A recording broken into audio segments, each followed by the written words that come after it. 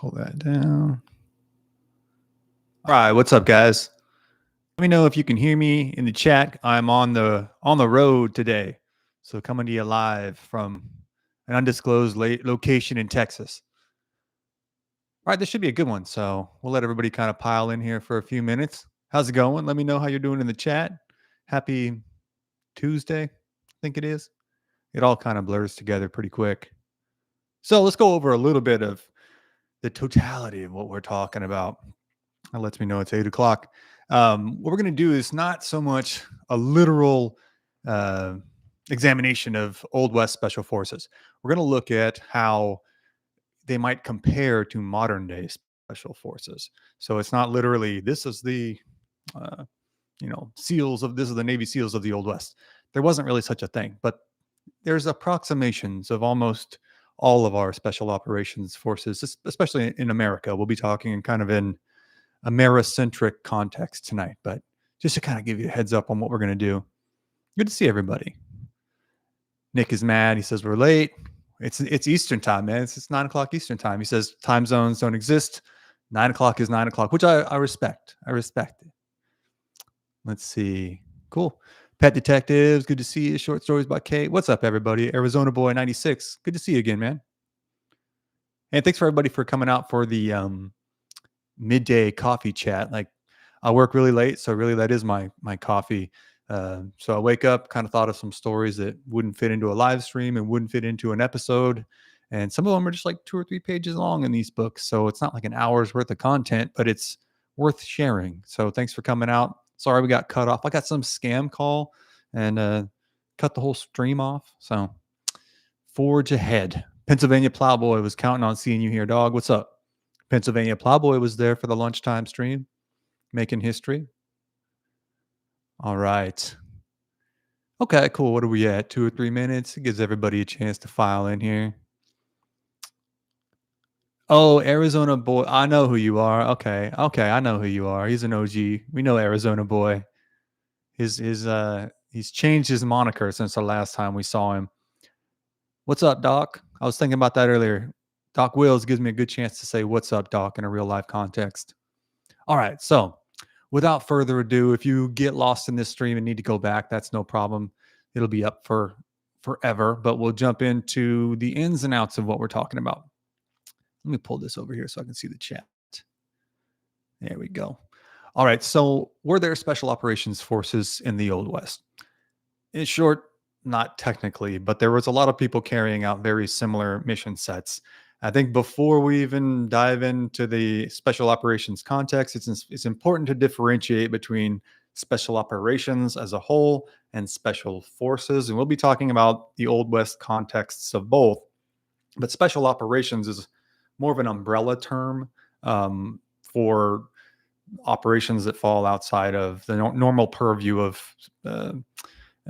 normal military, right? So that encompasses all of these entities we're going to talk about. It encompasses Delta Force and the Rangers. It encompasses the SEALs. It encompasses MARSOC. It encompasses the Special Tactics Squadrons. That's special operations as a whole. Special Forces is a job description within the United States Army. That is the Green Berets, and they have a very specific mission set in and of themselves, which is for an internal defense, which is taking the native forces and turning them against an enemy that they want to take out. So that's its own thing. So I'm not talking about Wild West Special Forces. It's Wild West Special Operations as a whole. I wanted to clear that up so people don't go, oh, these aren't special forces or whatever. We got that groundwork set. And also, one last thing before we dive into this, caveats are always fun. I'm not a veteran. I've never served. I only know what I'm just like I'm a civilian who is on the spectrum and has read a lot of books, right? That's it. So we're not breaking any OPSEC. We're not divulging any TTPs. We're not doing any of that. We don't have any access to any of that kind of information. This is all sourced from public information. I'll give you the full reading list when we're done here so you can enjoy these books too. And yeah, without any further ado, just wanted to clear all that stuff up. So were there special operations in the Old West? Like I said, not technically, but a lot of stuff that's darn close and was kind of predecessors to the special operations we know today. I think the first and most interesting comparison is between I think, of course, a lot of people would correlate directly. When you say special operations, a lot of people think of the special operations, special forces operational detachment alpha, which is the code name for Delta Force. Now, Delta Force has gone through uh, innumerable iterations, right? So it's a public term to say Delta Force. At this point, it's no longer known as Delta Force. It's used in all the books, so people can be touchy about saying that, but we're going to have to say it tonight. So they were founded in 1970s as a response to the Olympic, what can we say? The Olympic T word attacks in the 1972 Munich Olympics. They were designed as a hostage rescue force and counterterrorism unit to combat that. And I was trying to think of like, well, what's a old west comparison for that? And it hit me like a ton of bricks. Like it's the Texas Rangers.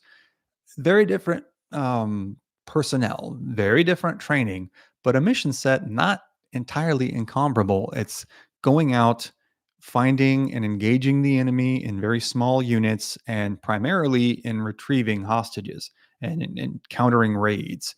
So, in a lot of ways, that is what the Rangers were stood up for. That's what Delta was stood up for. So, let's dive into a little more comparison of the two. Like I said, Rangers or Delta was stood up in the 1970s by Charlie Beckwith. So he was a hard charging Green Beret from Vietnam who had been I think, a 20-year veteran at least. So they needed to stand up some kind of force that could react quickly, that could do almost anything and do it in very small groups, talking 2, 4, 6 guys, even smaller than a SF ODA attachment, which is generally like 12 guys.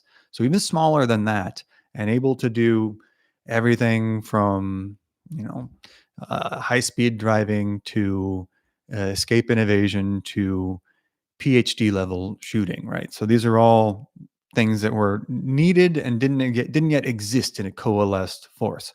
So this was kind of brought about in the late 70s, coalesced under Beckwith's direction, and there is a stringent selection process that was put into place.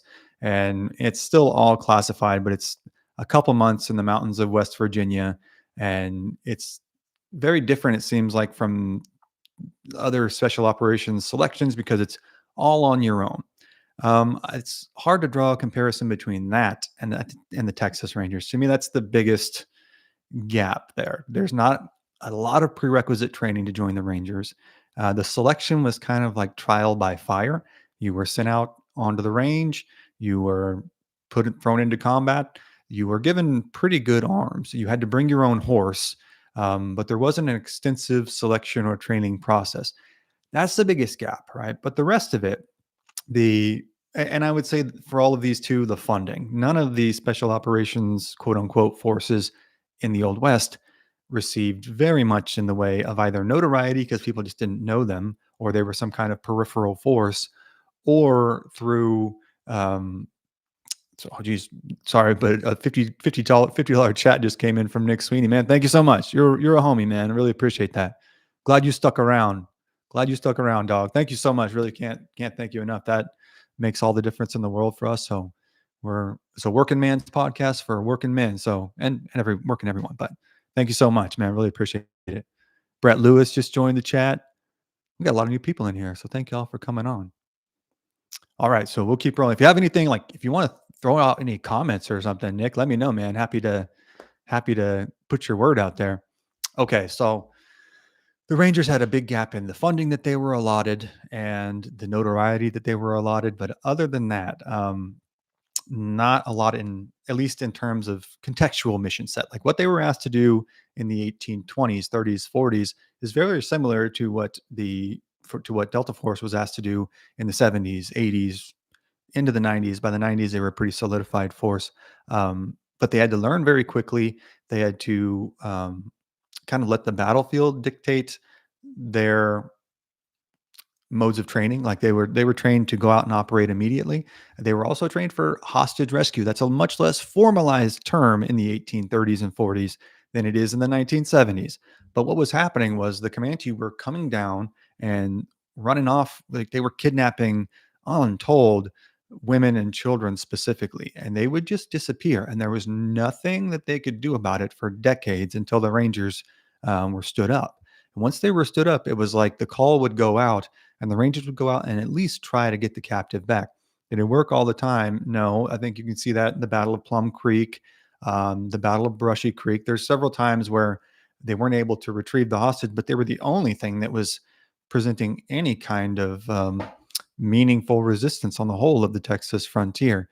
They were waging a new kind of warfare through mobility. They had taken the horse and refined battlefield tactics through a lot of kind of taking what the Comanche were able to do, the way they were able to slide under their horse's neck, the way they were able to move so quick. They were able to kind of take on Mongol-esque battlefield formations, and the Comanches would be in a kind of a big cyclone and ride towards you to attack. They were able to do things that really only the modern day trick riders could do. The Texans weren't on that level, but they were able to sharpen their horsemanship to a degree that it gave them a level of mobility. That the horse is really a technology more than anything in the Old West. It is a means to close the gap in distance, in literal horsepower, in the mass of a force that you're able to bring to a battlefield, because it's a lot easier to get a lot of guys there on horse than walking them there. So for all intents and purposes, it is the helicopter of the 19th century. You're able to insert people and extract them at rates that you weren't able to do before, and at levels and on terrains that you weren't able to do before. Now, certainly there had been cavalry combat up until before the Rangers, but the Rangers were able to utilize basically the Comanches' tactics against them for decades on the Texas frontier, all the way up to Alberta, Canada, basically. Nobody on the edge of the frontier had any offensive answer for native attacks. They could just kind of hunker down and try to defend themselves with single shot rifles. But even if it is a rifle, you are going to be able to amass dozens more arrows in an attack than you are rifles or shots from a rifle. So it was a uphill fight for a long time, and the Rangers changed that. Specifically, Jack Hayes changed that with his offensive approach and taking the fight right to the Comanches, to attacking them on their home ground, to chasing them down. It was a tactics that had not really been seen before, because no one had the temerity to try them, especially on the Texas frontier. And again, I'm going to kind of like weave back and forth in these comparisons, but that is another thing that I thought, oh, well, that's directly analogous to Delta Force, because Delta Force was kind of stood up, and its culture was kind of directed by one guy, Charlie Beckwith. And that, kind of in a lot of ways was true of the Rangers. They were a force, and a formidable force, and a veteran force for years before Hayes arrived. But they were really, their culture, there's a demarcation between pre-Jack Hayes Rangers and post-Jack Hayes Rangers. And post-Jack Hayes, they had been streamlined and formulated into a fighting force that was pretty much unprecedented on the American frontier. Their weaponry also. Now, Delta has their own armory. It's not a matter of who will sell who what. It's a matter of these guys need these things built. There are several accounts. We'll talk about a lot of the books that I've sourced this stuff from, but specifically Kill Bin Laden, who is Dalton Fury. It's a pen name, but you can look up his real name if you want. It's an account of the Battle of Tora Bora, and he has lots of accounts in there about going to, it's called the unit. Again, that's like publicly sourced. If people want to harsh me for saying that, it's fine, but that's what all the books say. So they'd go to the unit's armorers and they'd say, I need a weapon that can do X, Y, and Z. And it would be built for them or modified for them. They are, with perhaps one exception in SEAL Team 6 or DevGru, really unmatched in their ability to arm themselves, to kit themselves out with technology. And that's not just weapons, that's in the form of assets, that's in the form of technology, that's in the form of mobilization through vehicles, through boats, ATVs. They've ridden mountain bikes in the Battle of, I believe, Roberts Ridge. They infilled on mountain bikes.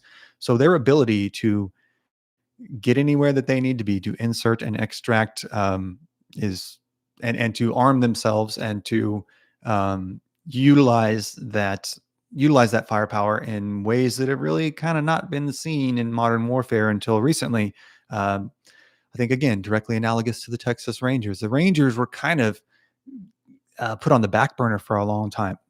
They didn't have a lot of funding. They certainly didn't have special weapons designed for them. But the way that it worked out was pretty fortuitous because Texas had ordered, believe it or not, Texas had a navy, which makes sense. They got enough coastline, but it was like 6 boats. It wasn't like a ton of dudes, and not literally 6 boats, but it wasn't a ton of dudes.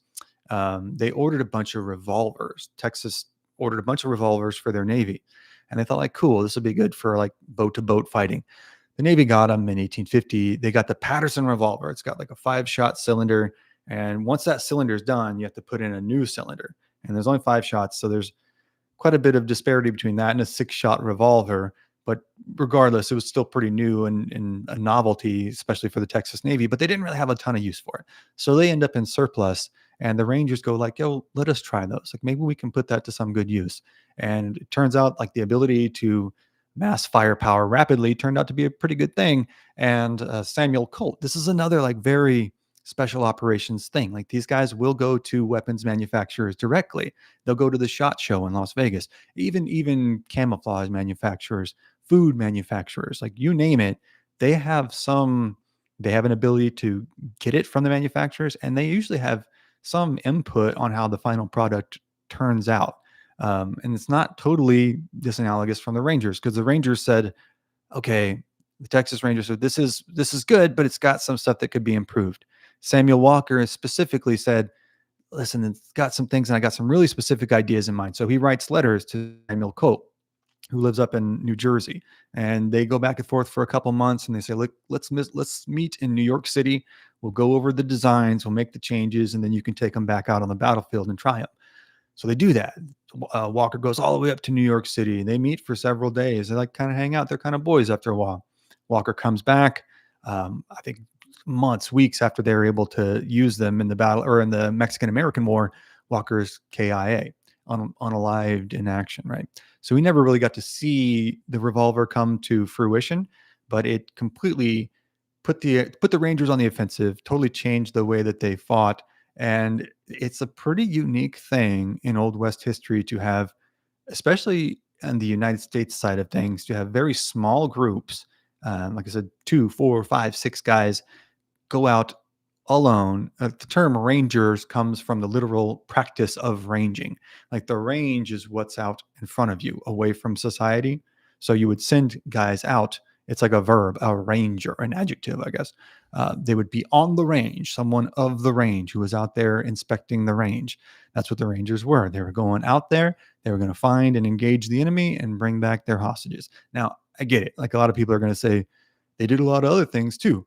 And you're right. You're right. And it kind of brings me to another point about special operations overall. And I've seen, we actually have Jake Swag, who's Mr. Swag. Forgive me if I'm mispronouncing that. Come on here and let me know.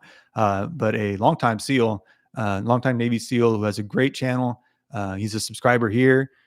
Go subscribe to him if you're interested in any of this stuff. He does a really good job of breaking this stuff down from obviously someone who's been there and has loads of experience with this stuff.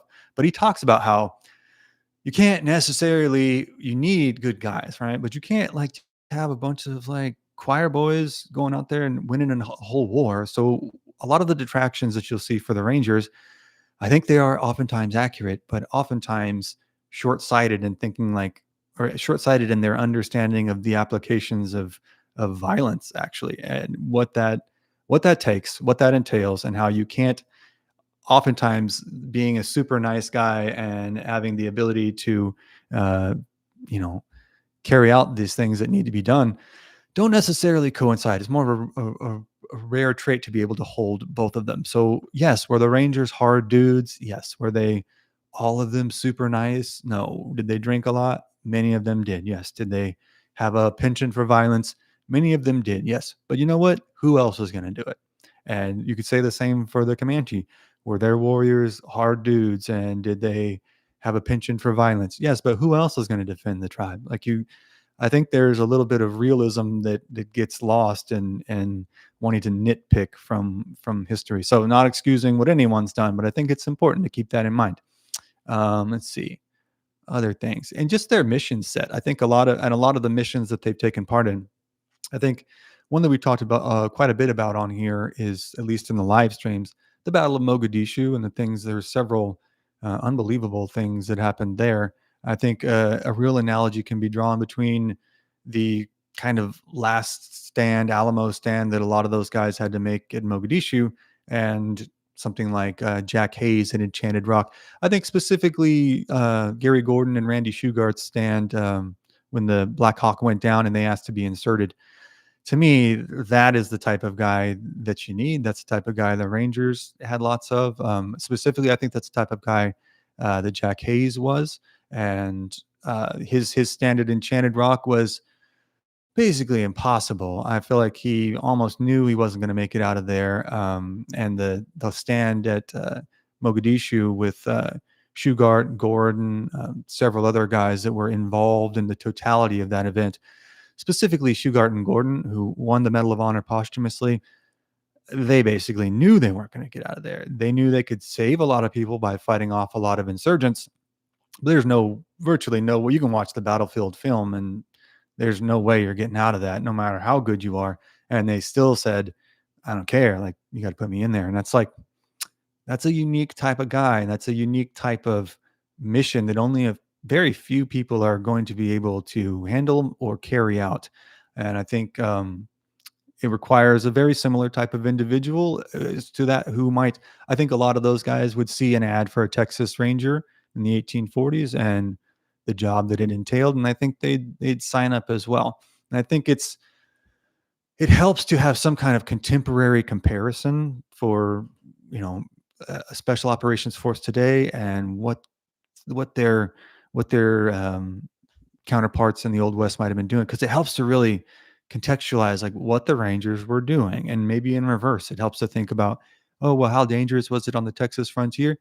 It was just that dangerous in Mogadishu or in Tora Bora and name these other places that we've seen specifically Delta operators operate in the last 40 years or so. So it's a very interesting comparison. Now, there's a lot of other dissimilarities, the covert nature of special operations at any level, but specifically at the tier one level. There's very few Delta Force books. They're usually written by officers, and they're usually scant on details and full of code names.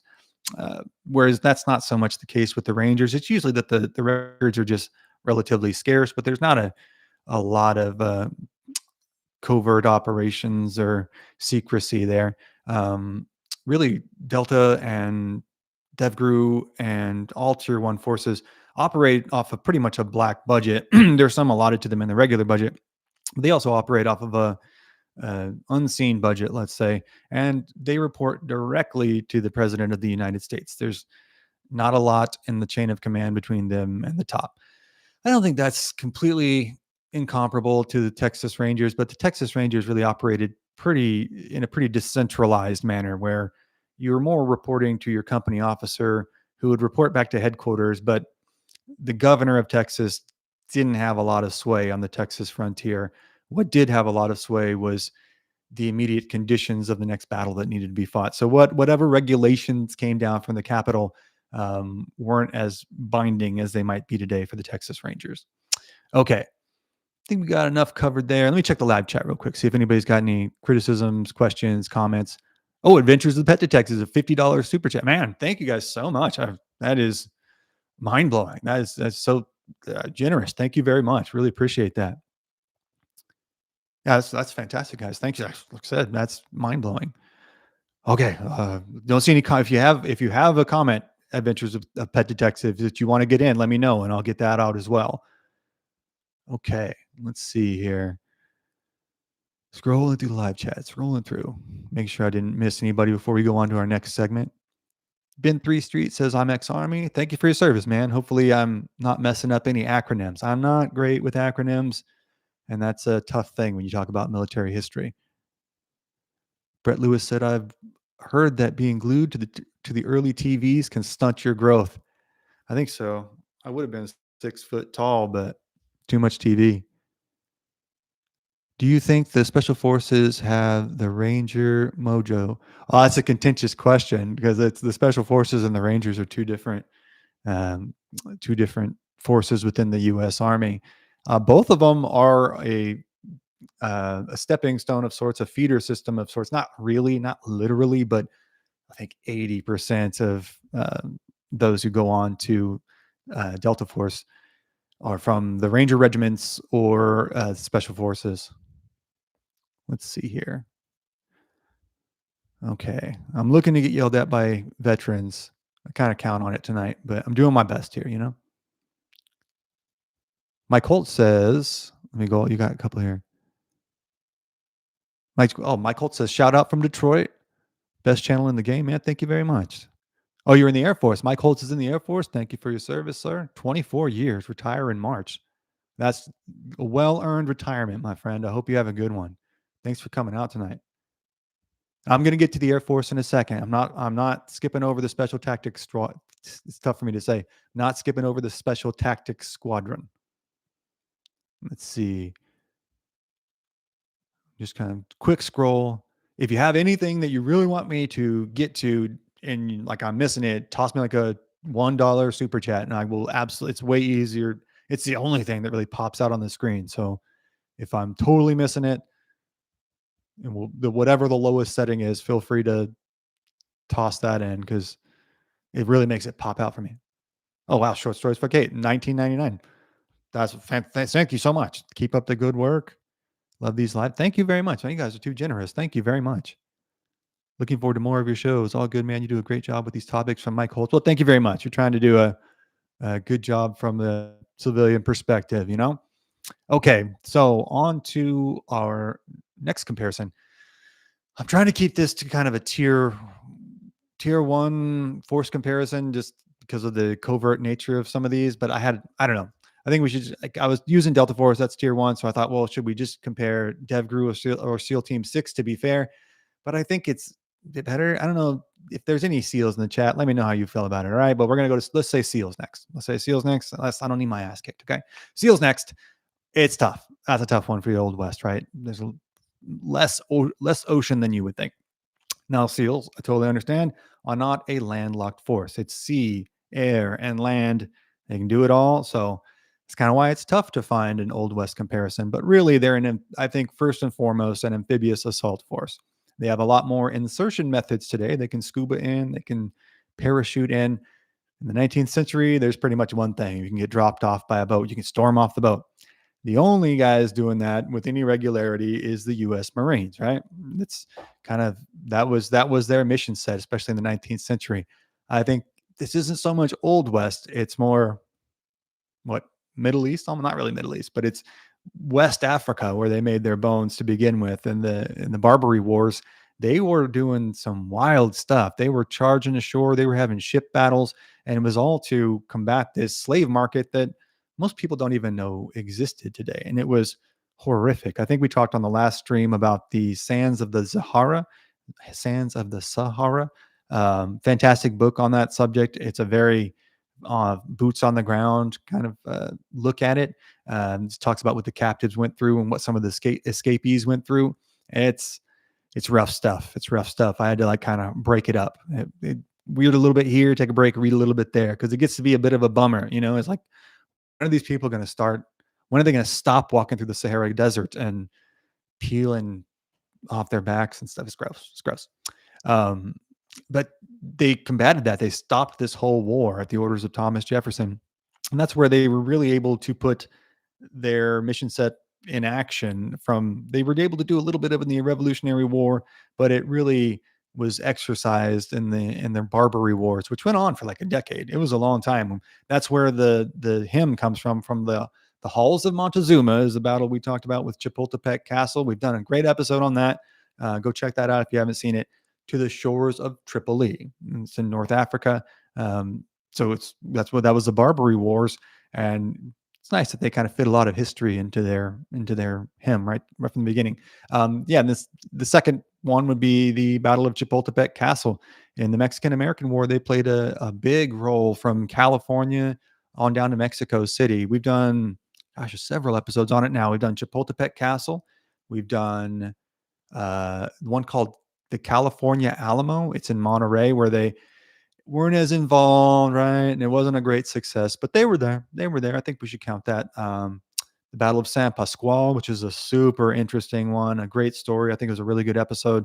Happened just outside of San Diego. So it really, I lived in San Diego for a while, and it still shook my view of the city to think this really, really brutal battle that was fought with like spears and on horses and stuff happened just, not far away from some of the best surf spots in the country and all that. So it's really cool to put that in context. But yeah, there wasn't a lot of amphibious assaults in the Old West per se, but I think there's a good comparison to be made. And I understand they aren't Navy, I get it, but let's take a look at the SEALs first. They were kind of started by JFK.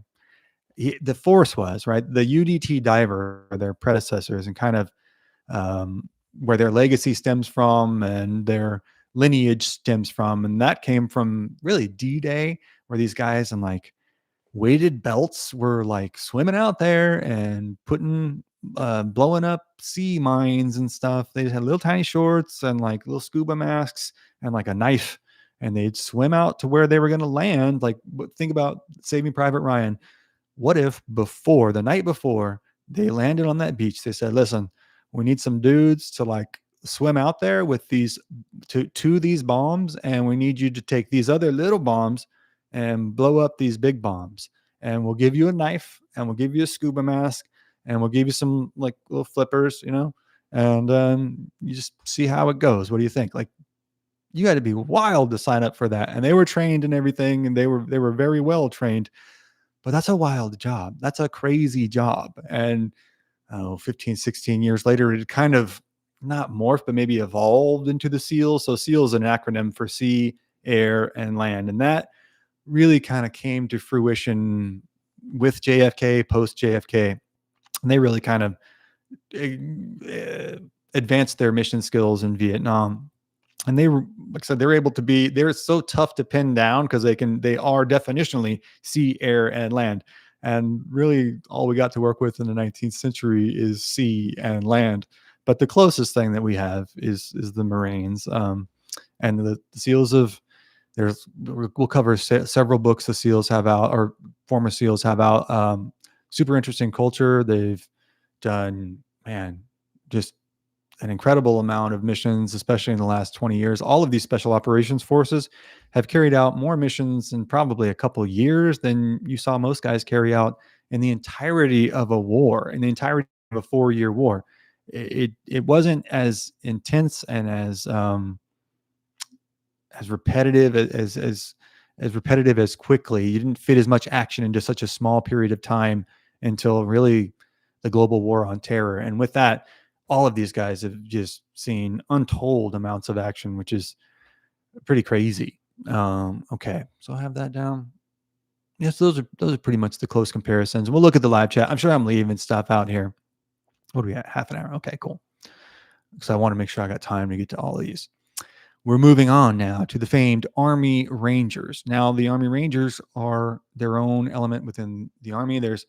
I'll be honest with you guys, I get a little confused about who's got a Ranger tab and who's in regiment. So if you're in the Army and can like suss that out a little bit for me, because I've studied this stuff for a long time and I still kind of mix that stuff up. But the Army Rangers they have a historic lineage in Roberts Rangers in the Revolutionary War, but really they came to fruition in World War II as well. Point to Hawk and D-Day. They were asked, they got a bunch of guys together for a kind of secret D-Day mission. So they took kind of the cream of the crop, assembled these guys into the Rangers, trained them on the cliffs in England for like months. They were saying like, we're not going to tell you what your mission is, but it may or may not involve climbing very steep cliffs with nets. And that's kind of like, okay, like maybe I got a couple more questions than that. Oh, wow. Jake Nickel with a $20 super chat. Love the channel and the community you've built up here. A lot of fine people here, and I'm happy to be involved. Man, thank you. Happy to have you here. Thank you so much. That is incredibly generous. Happy to have you here. Terry R. coming in with a $20 super chat. This is mind blowing. Thank you guys so much. Have you read Horse Soldiers by Doug Stanton? That is on the, we're getting to that with Special Forces. Don't you worry, Terry R. Oh man, thank you guys so much. Wow. Thank you so much. Throwing me for a loop here. Yeah. So the Army Rangers stood up just before Point Du Hoc, before D-Day, and they are given this hell of a mission, right? They're asked to go to Point Du Hoc, which is one of the beaches, kind of this offshoot of a beach, and scale it to get to the machine gun nests. So, like, they're firing machine guns down at them. They're climbing up these ropes. It's hellacious. It's like worse than it sounds, right? It sounds pretty bad, and it's even worse than that. And from then on, like an incredible casualty rate. But from then on, it was like the Rangers are kind of the cream of the crop of the Army. Um, and this is before special forces or anything else existed. This is the only kind of special mission force. So they were kind of not disbanded, but kind of transformed. It's hard for me to really discern that too, but they were kind of transformed a little bit between World War II and Vietnam into long range reconnaissance patrols, long range reconnaissance patrols. Sometimes the acronyms are easier, which is what it sounds like, going way out in the jungle, patrolling the ranges, looking for and engaging the enemy, and then calling in air support. And it's just, imagine going out in the jungle and doing that. A lot of the movies that you see are kind of based off of LERP stories and stuff like that. So they had one of the worst missions in Vietnam. Then that evolves into the 80s, and you see them involved heavily in Panama, and Grenada, anything in the 80s. They were airdropping a lot of Rangers in there. They airdropped a lot into the Gulf War. They served in Kosovo, obviously post 2001. They were some of the first into Afghanistan. Their mission revolves a lot, at least nominally, at least especially pre 2001, around dropping in, seizing, and holding airfields. That's transformed a lot into more of a direct action force and kind of a support force for tier one units, where these guys are super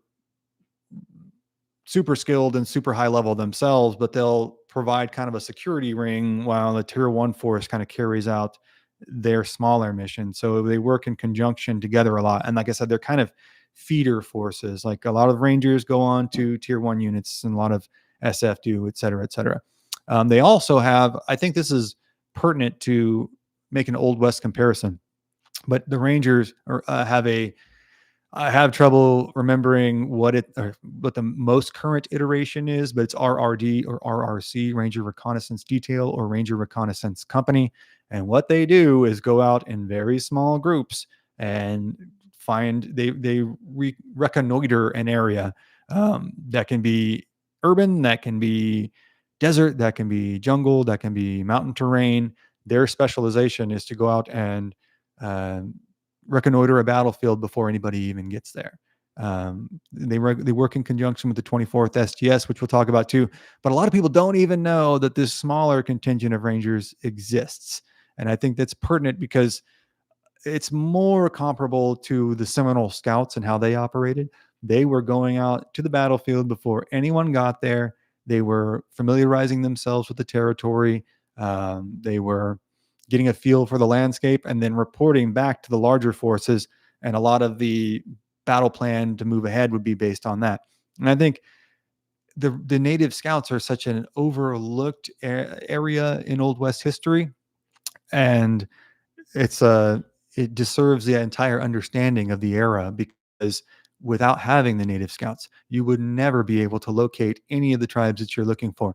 The only way that you could do that was to have Native Scouts who knew the area, who ideally had a long-standing enmity with the tribe that you're looking for. So like Crow Scouts, there's a lot of Crow Scouts that were working under Custer. Even at the Battle of the Little Bighorn, lots of Crow Scouts were unalived because they had such a disdain for the Lakota that working with anyone to take the Dakota out, or the Lakota out, was seen as a great opportunity for the Crow. So lots of them worked for the Army. Lots of Seminole Scouts worked for the Army. Lots of Tonkawa Scouts worked for the Army. And without those guys, you wouldn't have been able to even find the Comanche or the Lakota or the Kiowa, Cheyenne at all.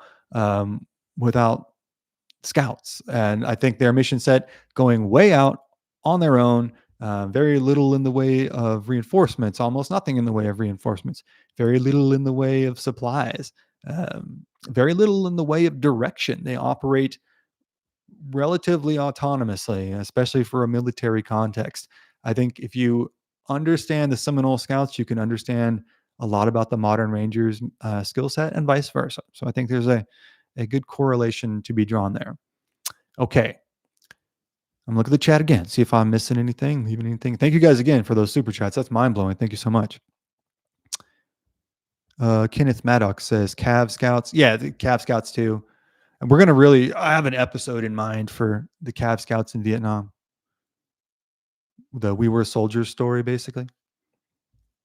Let's see. Looking forward to more of your shows. Okay, good. We got that one. I remember waking up to 6 a.m. and watching The Lone Ranger in black and white, says Ben Samuels. It was a silver bullet. Who was that masked man? I used to listen to that on the radio, like the Old West stories. Highly underrated show. Let's see. Okay, I think I got Michael says, thanks for all the amazing work. Thank you, man. Shout out from the Bay Area. Shout out, man. Grew up not far away from there. Any chance you have any stories about Bodie, California? I don't yet, but I know about Bodie. We should have some, actually. If you're unfamiliar with Bodie, that is a ghost town. It's not technically a ghost town, I guess, but it's in the middle of nowhere. Lots of mining stories, lots of Old West history there. Terry R. Didn't know that about the Crow Scouts and Custer. Yeah, there's Custer's favorite scout was named Curly, and he was shot, I think, fighting along Major Reno, who had a big convoluted kind of not retreat, and may or may not have been super hammered. But either way, Curly and several other scouts were fighting alongside him and trying to go back, I think, and reinforce Custer, because they were like, no, we can't just leave Custer there. He's our boy. And it didn't work out super well. And when the Lakota got a hold of the bodies of the Crow scouts, they were nasty. They were not super nice. Not super nice. Let's put it that way. Magic Keycast, what's up, man? I didn't know that about the Crow and the Custer Scouts either. Yeah, it's a super overlooked and misunderstood aspect of our history. And we'll get to kind of how that's similar to today's fighting as well. There's a lot of that in the global war on terror, the most recent war that we've had. And big shout out to Magic Keycast. I'll be going on his show Thursday. We're going to talk about Davy Crockett. So if you haven't, and you have any interest in Disney at all, he's a great Disney show. Go check out Magic Keycast. I have not yet been to Disneyland, but I'm open to going. Okay. So I don't think I left anything terrible out with the Ranger comparison to the Scouts. Now we're moving on. With all respect to, let's see here. I don't want to mess your name up. Mike Holtz. We are moving on to your beloved Air Force. A lot of people don't even know. Well, I say a lot of people. I think a fair amount of people don't know that the Air Force has their own special operations. They have 2 units, and their tier 1 unit is, again, this changes all the time, but in a lot of books, it's known as the 24th STS, the 24th Special Tactics Squadron. And there's 2 sides to that. The first, we'll cover each and their comparisons at the same time. Sound good? All right. So the first the job description is called a CCT, Combat Controller, right? Combat Controller Technician or something, but it's known as combat controllers. They attach to other units. So they'll attach to a Ranger platoon. They'll attach to a Special Forces detachment. They'll attach to a Delta or SEAL team. And their specific job is to call in air support, to lay out airfields. They're kind of like, in a lot of ways, they're the dudes that do the most damage, because they are able to call in bombs. They're able to call in air support. They're able to call in medevacs. They're able to secure and mark out landing fields, landing zones. They're able to do a lot of stuff. And as time goes on, they're becoming kind of a more and more pertinent asset on the battlefield, especially in the last 20 years. Really, the first Medal of Honor awarded in the War on Terror was awarded to a CCT. Oh gosh, I can't believe I have to look his name up. Chapman. I've read the book before, and we'll cover the books that I've gone over here, but absolutely harrowing story. These dudes are these bad. It's okay. Like they they're there to get down. That's for sure. They've like I said, dropped more munitions than anybody throughout their 50, 60-year existence. And a lot of people just don't know that they exist. But if you hear somebody calling for air support or you hear someone giving coordinates and stuff like that, that's a CCT. They are, and a lot of times they're the most, a lot of guys will say maybe next to the medic, one of the most valued guys on the team because he can bring in tons of firepower. He can get you guys out of there. There's a lot of stuff that they can do. And I think the old west equivalent would have to be the artillery. Like that's the best thing I could come up with. I didn't want to leave Air Force off the list because I think not enough people know about them, but it's hard to make an airborne asset comparison to the old west. So I think kind of have to replace planes with horses and munitions with old west artillery pieces. But there's a comparison to be drawn, right? Like they're able to um, bring in reinforcing fire. They're able to drop huge amounts of huge amounts of munitions. Um, they're able to wield firepower that's greater than any individual soldier on the battlefield. And they're able to do it with as much precision and accuracy as is available at the time. They're using as much technology as is available to them in the 1850s, 60s, 70s, 80s, right? So, yes, antiquated by our standards, but in their time, kind of the closest approximation that would carry out the mission set of a current day CCT. And let's see here. And then the second branch, the second arm to the Air Force's special operations is the pararescue. They're known as PJs, a pararescue jumper. They've been around really since Vietnam. Really kind of when they came into their own. And these guys do this, to me, might be the most fascinating mission set in the whole of the military because they can be an offensive action asset. They can shoot, right? But in general, they are there to insert and to save lives. They are like they all have EMT. No, they all have paramedic certifications. They all have the same certifications that like a SEAL would have in terms of scuba diving, high altitude, halo and hey ho jumping, high altitude, low opening, high altitude, high opening. They can insert through boats. They have all the kind of requisite, they have a lot of requisite skills of a lot of the forces combined because they have to work with these forces and anything, if you're going to work with a SEAL team, anything that they can do to insert into a battlefield, you have to be able to do that or else you can't go. So they're a very well-rounded force and they often detach, they often go out on as one guy at a time. They don't go out as a team super often. They usually go like one guy at a time attached to each team. So it's a relatively more autonomous job than than many others, let's say. And their mission set is to save lives and to do it at an incredibly high level. These guys are able to perform like minor surgeries.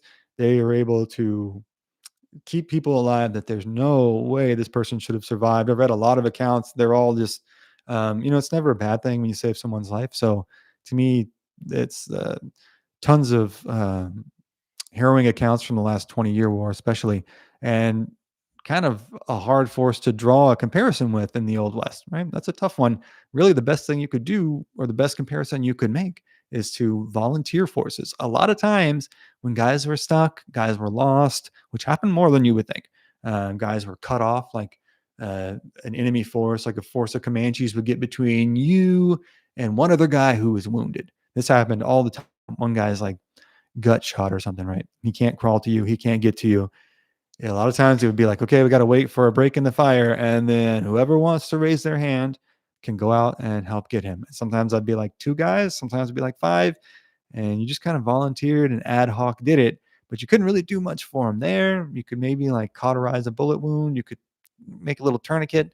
Still not a lot you could do in the way of battlefield medicine. So you had to haul this guy back to the doctor in town eventually.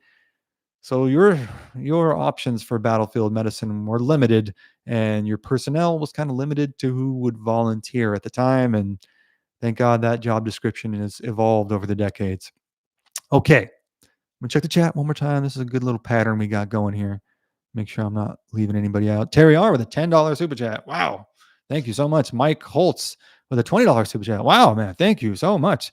Mike Holtz says the tactics used in the past by Native American scouts in the utilization of Afghani and Iraqi local fixtures. Yep. As big and bad as our U.S. military is, something can be said about the locals bringing value that can't be measured. Yep. Actually, we're going to talk about that in our special forces section coming up right now. And thank you so much. That is incredibly generous. Thank you. Terry R, another $10 super chat. Excellent point by Mike Holtz. It's a hell of a point, isn't it? Yeah, thank you guys so much. Mike, let me see what you say about the CCTs here, Mike. CCTs are very similar to the radio operator in Vietnam. They are worth their weight in gold. And I mean, I've read a lot of books on this, right? And everyone says, I'm glad the CCT was there because there's so many instances where these guys get like, kind of uh, putting a bunch of experiences together that I've read about, but the enemy will be like 20 yards away or whatever. They'll be 100 yards away. And they're like, what are we going to do? And the CCT calls in air support. And that's the only thing that got them out of it. So everybody seems to like the CCTs. Magic Keycast says, we're going to Disneyland and I'm going to give you the history rundown. Yeah, that's going to be a cool show. We're going to talk about how Disneyland incorporated Davy Crockett, why he was chosen, the nationwide fad that he became. So it's going to be a cool show. I'll put the link in our channel as well. Let's see.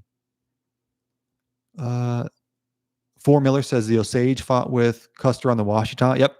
They whoever was, the enemy of my enemy is my friend. That was so true in the Old West. And honestly, very true in the global war on terror, which we'll dive into right now. Make sure I'm not missing anything, right? Oh, Arizona Boy says, where's Space Cowboy at? Dog, I don't know. That's what I'm saying. Where's he been? He was here at the lunchtime chat. And I was like, bro, I'll see you tonight. And he was like, yeah, for sure. Space Cowboy is letting us down. If you know him, give him hell. Okay. So we're going to watch for Space Cowboy, but we're going to jump into Special Forces next. So we kind of talked about it at the beginning of this, right? Special Forces often gets conflated with Special Operations, which is a shame because I think people really misunderstand Special Forces mission set. That's tougher to say than I thought it would be. But what they do, their job, the Special Forces, the Army Special Forces, is foreign internal defense. By and large, right? By and large, they have many other things that they can do, but the main thing, the meat and potatoes here, is foreign internal defense. Meaning, you go into an area. They did this in Vietnam. They did it in Afghanistan, in Iraq. They did it in Somalia. It's kind of hard to find information on that in the Battle of Mogadishu, but if you look, there's a lot of evidence that ODAs were running missions before the Battle of Mogadishu. So, I think you can really see it because just in the last 20 years, you would see detachments of special forces go into the Afghan foothills. And Afghanistan is a collection of tribes, right? It is very analogous to the Old West because it's not a bunch of states. It's a collection of tribes. So trying to refer to it as a monolith is, misguided at best. The special forces did understand this, especially like relatively quickly after they inserted it, relatively quickly after 9/11. I don't know if I can say that. Relatively quickly after the big thing that happened in 2001. It took a little doing. I don't think a lot of people understood Afghanistan, especially to begin with. You can even read a lot of accounts of like Pete Blaber and The Mission, the Men, and Me. He talks about talking to a CIA analyst who was passing out copies of The Bear Goes Over the Mountain, which is a book about Russian Spetsnaz fighting in Afghanistan in the early 1980s and all the challenges that they had trying to understand that why one tribe or one village was so diametrically opposed to the other when they're a couple miles apart and they're in the same country. It took them years, if maybe they never really understood it, to understand that it's a big expansive land of many tribes and not one coalesced country. And the special forces was that's who it was most pertinent to, certainly early in the war. I think it was Terry R, or maybe Short Stories by Kate, had asked about the book Horse Soldiers. That is about the first iterations of battle they saw in Afghanistan. They kind of inserted. They didn't know who to work with. They found the people to work with and turned the local forces against the big um, bad guys that they didn't like. They turned the local forces against the Taliban forces. They knew that they had been having trouble with the Taliban, so they inserted and they said, like, listen, dog, like you're tired of messing around with the Taliban. You don't like them. I don't like them. How about I hook you up with a bunch of stuff? I hook you up with a bunch of free weapons. Yeah, give you some training, and then you roll with us in there, and we all take out the Taliban. That's a classic special forces mission set, and it's been carried out in Vietnam. It's been carried out in a lot of theaters of war throughout history, right? It's not a brand new thing. The special forces are just unique in being one of the first uh, military units to incorporate that, to really specialize in that, and to fully realize the benefits of that. But like I said, they're not the first, and I think one of the best examples and one of the best guys, maybe one of the best guys to do it. And I'm not endorsing the guy. Okay, he's not my homie. He's probably a little intense for me. I don't know if I'd even want to like hang out and have a beer. You might want to get like hammered with this guy. He might be kind of fun. You got like hammered, but you don't want to like have a beer. Anyways, the guy's name is Hernan Cortez, and I think there is scarcely any better example of a special forces mission set, a special forces mission, than going all the way across an ocean with a couple dudes, like just a small group of dudes, showing up all the way across the ocean, getting a bunch of tribes together, saying like, who's the guy who's giving you trouble? Oh, it's that guy. All right, let's go take that guy out. Because people really don't understand that like 80-90% of Cortez's forces were the surrounding tribes that were in the areas surrounding the Aztec, who were getting constantly harassed, constantly kidnapped, constantly unalived by this big Aztec empire. They were sick of it. So by the time Cortez arrived with all his bros, and these guys all have state of the art weaponry that not only like they never even heard, they didn't know it existed. They didn't know the horse existed. They thought they were big giant armor clad dogs. They didn't know that the dogs they had existed. They thought they were dogs, but they'd never seen dogs like that before. They didn't know steel armor existed. It's like aliens coming down today and having lasers and invincible biosuits or something. Like, it's incomprehensible to us, and it was just as incomprehensible to them. So when they saw these guys, they were like, we can beat the Aztecs with these guys. And they coalesced several tribes and marched on. They had a common enemy, and they marched on that common enemy and eventually took them out, right? That's a classic special forces mission. I think a great example moving forward for anyone hoping to carry that out. I'm not telling you to do that, right? And I'm not, like I said, he's not my bro. I'm just saying, pretty good at that, right? Like, it's as good as it gets for carrying out that mission set. And I think that story is misunderstood in large part because people will take it as solely a bunch of Spaniards who wanted to steal a bunch of gold. I'm not telling you it wasn't that, right? Okay, it was that. But also, most of the people that were fighting the Aztec were the people who were tired of getting kidnapped and sacrificed. We're talking tens of thousands, thousands upon thousands of sacrifices a year. If you've ever seen Apocalypto, it's pretty much like that, where they drag these people up to the top of a pyramid, and there's like a little fat kid eating a chocolate bar or something, and he watches you get split up like a spatchcock chicken, right? It's a bad deal, and it happened thousands and thousands of times. And the people that surrounded the Aztec were sick of it, and so it was easy to get them all on the same team. And I think no better example of it in history than Hernan Cortez, and just a wild dude. Okay, let's see if I'm leaving anything out before we get on to the reading list.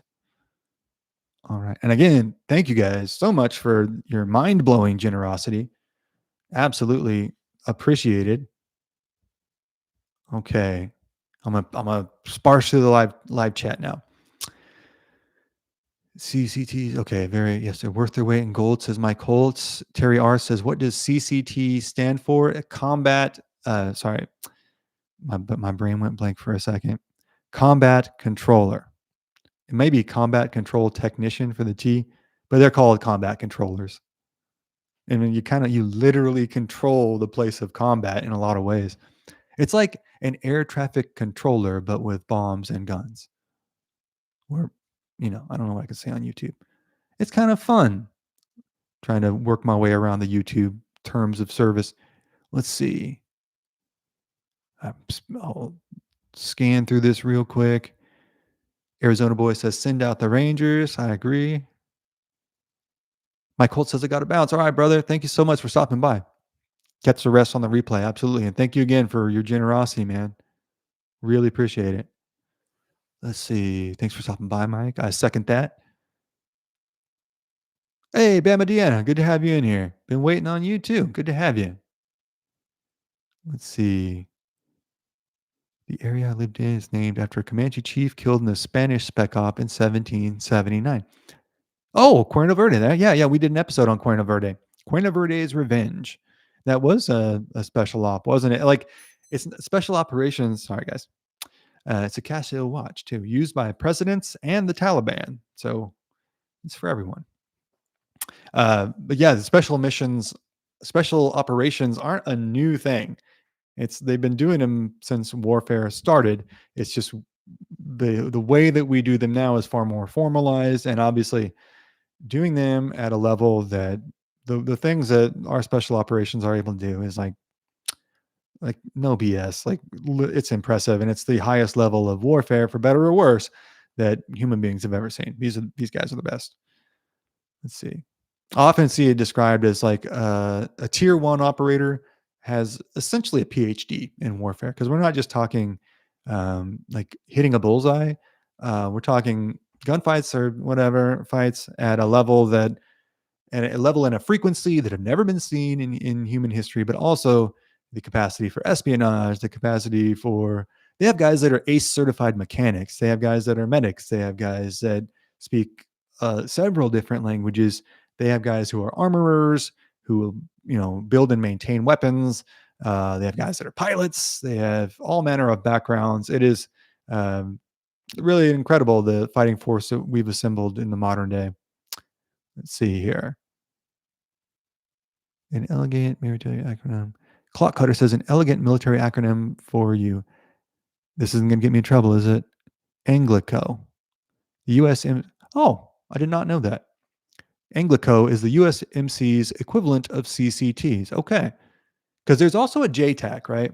And I know a JTAC is a Joint Terminal Air Controller. I mean, they can call in air support, but I don't think they can do everything else that a CCT can do. But it's the same thing. Like they're the dude. It's like, you're my homie if you're the JTAC, because you're the guy that can call in the air support. I think that's how we pronounce it. I did not know that about the USMC though. I mean, Marines have their own pilots. They have their own. Well, the Navy gives them the medics, right? The corpsmen. They have their own, basically everything. Their own special operations forces. I kind of like, it'd be the same. Who was their Old West equivalent for MARSOC, for the Marine Special Operations Forces? That'd be the Marines. Like, it'd be like, that one was easy because who is their biggest comparison? The Marines, which I think they'd be happy to hear, right? I think a Marine would be happy to hear that. Let's see. Oh, okay. Nathaniel Erskine says he's seen the Cuerno Verde episode. Thanks, man. I had a good time writing that one. He says it's probably one of the best on Cuerno Verde. You think all these? I think that all of these are my best, right? I give my 100% best on every episode. But yes, I thought that episode was particularly good. So if you haven't seen it, go to our channel, look up Cuerno Verde's Revenge. Let's see. Arizona Boy says ad drop. I'm sorry, dog. Like, I know I totally get it, but it's YouTube makes up the ad drops. Good news though. Let's see how many people we got in here. All right, just between me and y'all, we're going to be starting a Patreon option too. So it'll be ad free and we'll do special live streams and all that, but I'm just setting up the infrastructure for it. So hang with me and we'll have an ad free option for like, I don't know, $1 a month or something. As cheap as we can get it.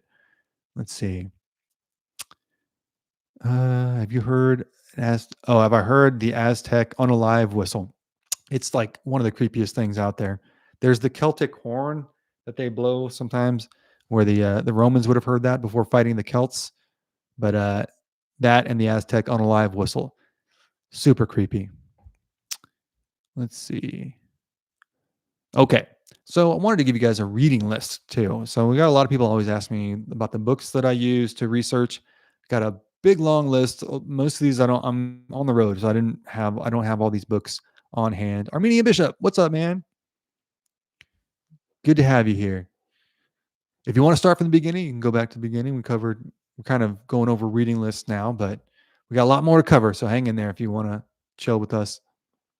God bless you too, man. Thanks for coming by. Okay, so top of our reading list here. I'll put, you know what I'll do? I'll put the links to these books in the description. That way, if you want to go get them for yourself, it'll be real easy. Number one, The Texas Rangers by Walter Prescott Webb. It's a must have.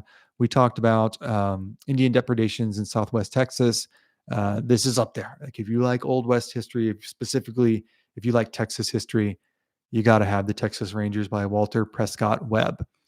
Empire of the Summer Moon might even seem a little cliche at this point. Sorry, guys, you got to have it. If you don't have it, you got to have it. It's mandatory reading if you're a fan of the Old West, not even just Texas, the Old West. It's mandatory reading by S.C. Gwynn. He lives in Austin, I think. So what's up, S.C.? Delta Force by Charlie Beckwith. From the horse's mouth, right? He gives you as much as he can. There's a lot of stuff that you obviously is classified, but a real ground view of how it was stood up and the attitude of the guy really shaped the organization in many ways, at least its initial iterations. And there's also Inside Delta Force by Eric L. Haney, who was one of the early operators, like early 80s. So pretty early on in that organization's history. Relentless Strike. I'm going to put that in there again. Relentless Strike by Sean Naylor. Probably the most comprehensive book I've read on the global war on terror. Super thick, kind of covers each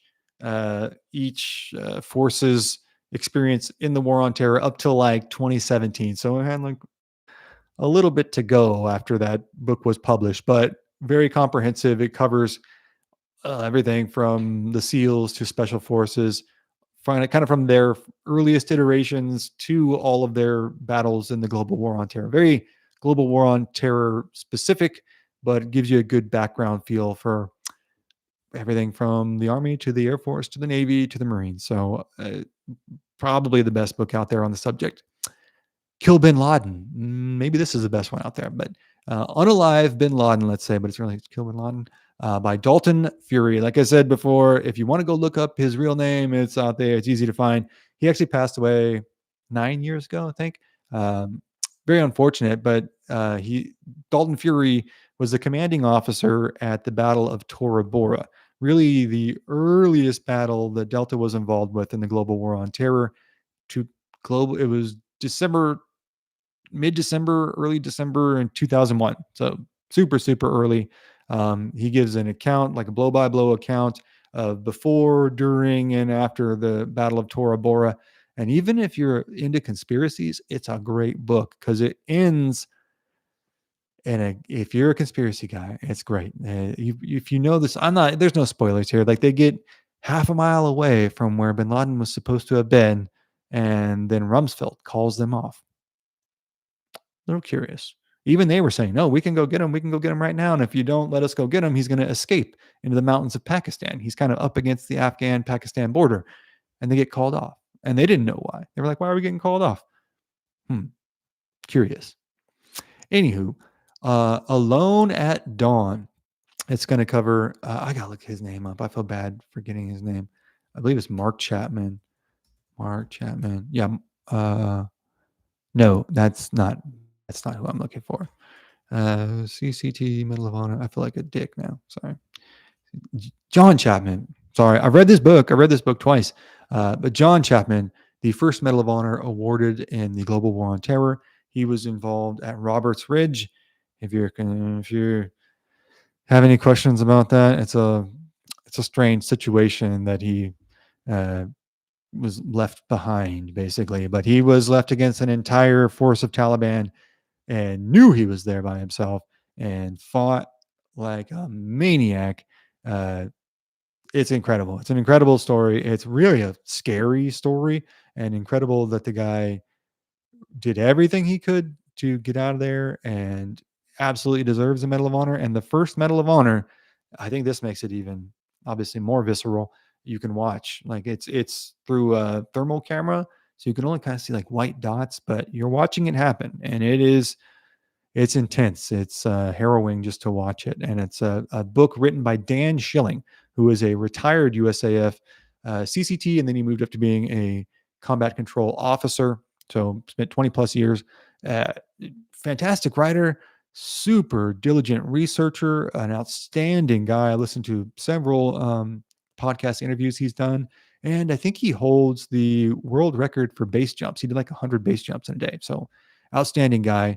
No Easy Day by Mark Owen. His real name's out there too, but a great look into the SEALs selection and operation process. Horse Soldiers, another great book on the special forces insertion and first missions in Afghanistan. Conquistador by Buddy Levy, fantastic comprehensive book on Hernan Cortez and his first missions in Mexico, or his first conquerings in Mexico, and him really overthrowing the Aztec Empire in Tenochtitlan. And That Others May Live by Wayne Gombar, a great book on the pararescue uh, units. Absolutely fantastic, comprehensive job there, which is a harder one to find a lot of books on. There's not as much material. There certainly should be more. There are other books on pararescue, but that's probably the best overall explanation, like for the force. And there's more you can find too. I encourage you to get all of these. There are several other books that you'll see pop up on Amazon as recommended. So um, dive into those too. I think it's a fascinating thing to study the extremities, and war is an extreme thing to begin with, but to explore the extremes of the extreme is a very edifying and entertaining, educating practice. And I think there's nothing new in history, right? It doesn't repeat, but it rhymes. And so drawing these parallels, I think, helps you understand the present day and the past a lot easier. Okay, back to the chat here. We got some other stuff we're going to cover too before we get out of here. Let's see. Armenian Bishop, what's up, dog? Empire of the Summer Moon is absolutely great by Bama Deanna. Yeah, it's really kind of what got me to start this channel. I picked it up in a airport in Nashville. And by the time I was going back to California, by the time I landed, I was like, this is fascinating. Have you read Lone Survivor by Marcus Luttrell? Yeah, it's another kind of uh, seminal book. And that gives another kind of bird's eye view account, especially the selection process. I think a lot of people um, don't have not that I do, right? But to understand someone who's been through the selection process gives you an idea of like, who are the type of guys who make it? Who are they looking for here? And if you understand something in its individual parts, it's easier to understand it in its component parts. Let's see. Not a ton of special forces books either. Those guys keep it pretty close to the vest. Let's see. There are some, though. There are some. Let's see here. And if you're a veteran of any of these and I'm getting something wrong, like, come on the show, man. Let me know. We'd love to learn from you. Let's see. Like I said, I'm a civilian on the spectrum, and I can be held to no higher standard than that. Off topic, but I sent you an email regarding the young. Oh, is that you? What's up, man? Yeah, I meant to get back to you. That just came in today, so I've been traveling, but that's cool, man. That was let's see, regarding the young, yeah. And your family, what did you say? You go back like 7 generations or something? I just saw that earlier. Let me read that, and then we'll talk on. I'll talk on. I'm going to do a live stream tomorrow on Young Washington. We're going to include that in the live stream, so I'm going to talk about this. I'm not going to disclose your name and everything. That's cool, but this was really cool. Yeah, your family goes way back there, huh? It'd be cool to. I don't know how far my family goes back. We changed the name a couple times for legal reasons. Bama Deanna, have you ever written a book? I'm in the process right now. I want to take the stories that are too intense for YouTube. There's a lot of them. There's a lot that are like really good stories, but things happen in them that I can't fit into YouTube's terms of service. So think the best way to do it is in a book. Bamadiana says, I saw SC Gwynn on Joe Rogan. Yeah, that was, man, it's been a couple years ago now, huh? Probably 5 years ago. I sent that to a bunch of people, though. I was like, that book I'm always yelling about? This is the guy that wrote it. Yeah, right.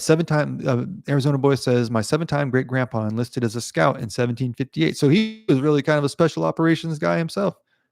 The early iterations of it. I'm not doing anything in 1758. You know what I mean? I'm not going out there. It's crazy out there in 1758, much less to be a scout. Let's see. Brett Lewis says, you changed your name for legal reasons. I mean, I didn't change it. My great grandpa would he would steal cows and then sell the cows to 20 people and then bail. Right. And then we change our name. It's early 1900s. So nobody knows. So we don't really know what our original name is, but what's it matter? What's in a name anyways, Scanning through the chat here. Let's see. We covered a lot of stuff too. I'm glad we did that. I've been wanting to kind of talk that out. It's been circulating, percolating in my head. And a lot of this stuff, it's like, I've said this a million times, but I think when you understand these little details and you understand context, then it helps you to understand. When you understand contemporary context, it helps you to understand historical context. And when you understand historical context, much easier to understand history. And it makes the show more enjoyable, right? Arizona boy says he worked with Washington as well. Allegedly, there are letters between my grandfather and Washington. That's awesome, man. That's, it doesn't get much better than contact with George Washington. He's one that's like, do people have some things they don't like about him? Yeah, but they got things we don't like about everybody. Almost everybody likes. He got a little soft spot for Washington. He's just kind of a Chad. You know what I mean? He's out there. He's hanging out. He's super tall. He's just getting hammered every once in a while. Married a rich lady. I want to do a conspiracy stream on how he passed away, though. Very, very mysterious in many ways. And I'm not saying that it wasn't a legit above board story, but I'm not saying it was either. Let's see. Armenian Bishop Robert E. Lee's wife. Oh yeah, I forgot about that. Was a great granddaughter of Martha Washington. Yeah, and Robert E. Lee kind of pulled a George Washington in marrying well above his social status. Let's see. Washington, absolutely a brave American. He started off as a brave Brit too. That's we just did a Washington episode, and a lot of people just think of him as kind of like being born in an American uniform, and no, he started out his career fighting for the British Army against the French. It's kind of like, I don't know. I was trying to think of a musician who was started out in a band that they hate each other now, and oh, he played guitar for that band, and now he switched bands. It's kind of like that. Let's see. Or when Jerry Rice switched from the Niners to the Raiders. Kind of like that. On which spectrum is our beloved Mr. Tardy place? What's up, Nick? The electromagnetic spectrum? Yeah, I go with that. We're all on a spectrum of some kind, right? Yeah. Let's go with electromagnetic. Let's see. I knew that was going to get called out by you. I knew you were going to ask what kind of spectrum I'm on. What kind of spectrum you think I'm on, man? Let's see. All right. And also I wanted to talk a little bit about the upcoming live streams and upcoming episodes. We got a Marine compilation coming out. I think it's gonna be really cool. What else? Gonna do a live stream on Young Washington. I think you guys, let me know what you think in the chat. I think the next movie night is going to be Dances with Wolves. You gotta swing big, right? And it's one that everybody knows and everybody can find, and everybody kind of knows the story, and there's lots to talk about in there. Oh, Blink 182 and Alkaline Trio. Yeah, that's a good point. Let's see. I was trying to think. I know that's a good one. There's several bands like that in the '90s. I was trying to think of one. It shouldn't have been that hard. Thank you though, Nartak. Let's see. You guys all save me from public embarrassment constantly. All right. Yeah, if you haven't seen, that does bring to mind though. If you haven't seen our Young Washington episode, go watch it because I think he was like a little freaked out by this first battle of Jumonville Glen. Like he took the Half King, this native chief, and he's like, "All right, dog, let's go get the French, and we'll go to their fort. We'll bring you along with us. We're kind of tired of the French. Let's go push these guys off the territory, and then Britain can take it." And the Half King's like, "Yeah, yeah, for sure, dog. It's cool. It's cool." And they take over the French position, the French battlefield. Basically, I mean, it's another account of the French going like, "Whoa!" They drop their weapons and run away, which kind of sucks because like during this time, the French were kind of balling. It's like a little pre-Napoleon, and so like they're not at their best, but they're one of the most powerful armies in the world. They're not what we would think of the French today, but still, I guess this wasn't the first time it happened. Their stereotype didn't coalesce completely out of nowhere. They threw down their arms. They run away, and the British win. And the officer is injured, but he's still alive. And the Half King is like, "Oh, cool, man." And he's like a guy getting his last shot at a bar fight. He's like, "Oh, I'm cool. It's fine. It's all good. This is over." And Washington's like, "You're cool. You're good." And he's like, "Yeah, yeah, it's fine, man. This is squashed." And then he's like, "Well, one more thing. Well, just like I just want to talk to this guy real quick." He's like, "Okay, go talk to him." And he says like, "Hey, you're not unalived yet," and then pulls out a hatchet and goes whack, whack, whack, and then like puts his hand in there and does like a emerald, cooking show kind of thing. And Washington is like, "What did I just see?" Like, I'm sure he didn't expect to see no violence, but it went from like 5 to 11, like spinal tap status. He was like, "Did you just like hack that guy's head and then like do the emerald thing?" He's like, "Yeah, yeah, totally. Pretty awesome, right?" And Washington's just like, "Man, this is way more than I thought it would be." And then they really had no time to like sit around and think about it. The war just carried on to Fort Necessity after that. And I think he's become a kind of a detached figure in the American consciousness. Like we view him as Washington was always Washington. He was this infallible figure that was never rattled and always had the right answers. And it's like, no, he started off as like a 22-year-old, and even earlier than that, fighting for the British in the middle of nowhere. It'd be like going to Pakistan or the Amazon today. It was in the middle of nowhere. Like they'd be not close to anything.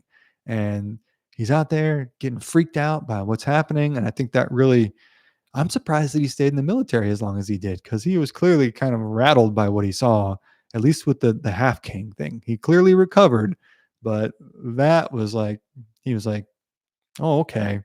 So this is what we're doing now." And the Half King the whole time is like, "Yeah, you're right." It was kind of looking at him like, "Right, did a good job, right? This is pretty cool."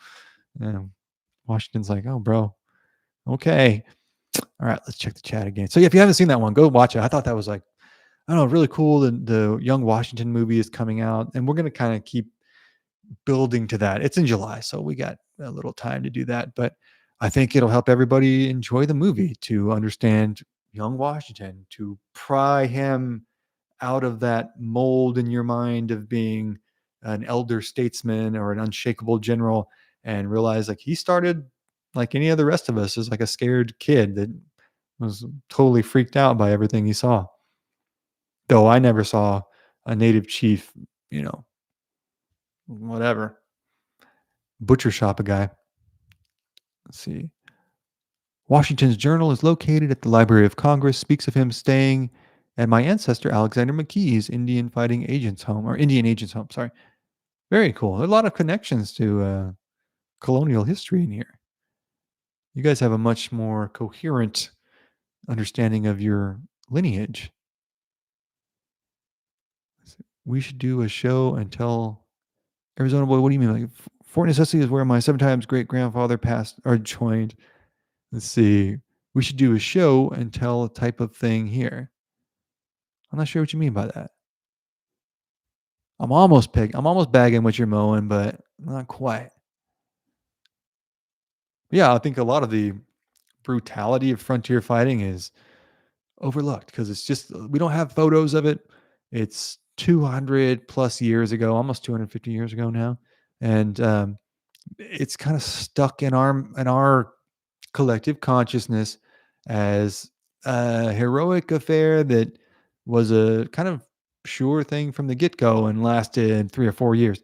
No, the Revolutionary War lasted a long time. All the wars, the French and Indian War lasted 7 years, and there was intermittent fighting with the tribes all the time. So it was just constant frontier warfare. There was a constant military presence, and in a lot of ways, the 7 Years' War, the French and Indian War, was kind of I think I drew this comparison in the last live stream.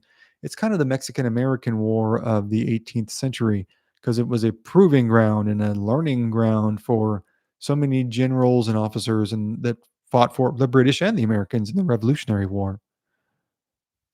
But because it came just before the Revolutionary War, it gets kind of overshadowed. Same thing with World War One because it came before World War Two. We don't have as good of an understanding of just how bad it was today. Douglas Jones, Washington's early experience with the Native Americans forged him into probably the only guy who could defeat the British, who were the predominant military on Earth at the time. Yeah, and I think it taught him a tactical patience, not to get rattled, because really that was his big skill set. Was not it wasn't so much winning; it was not losing and keeping keeping the war going and keeping the British chasing them because he just won a war of attrition, which is brilliant. It's the only way to win. Let's see. And I think he was a much more strategic, cunning, and pragmatic man than we give him credit for. I think he loved his wife, but he also wasn't unaware of her fortune. Um, and they never had kids, which is a tragedy. But I think, listen, in history, everybody has their problems with any figure you're going to point out, right? But I think he's definitionally an extraordinary person, someone who is beyond the ordinary. And I think even amongst his peers and amongst their founding fathers of America, who were, again, regardless of what you think of them personally, incredibly influential in our national history and incredibly influential in world history. And even amongst that group who really stands out in world history, Washington is the predominant figure amongst them. He's really, I think the world would be a much different place today if not for what he did, be it good or bad, right? Let's see. Arizona Boy says live streams. We can have, obviously, for me, it's family history. You want a call in show? Is that what you're saying? Because I've been trying to figure that out too. I think I need an extra software program, but it'd be cool to have a call in show. Kind of like Art Bell. Hmm? Be like the Old West history Art Bell. Got the poof going on, guys. Tonight, guys.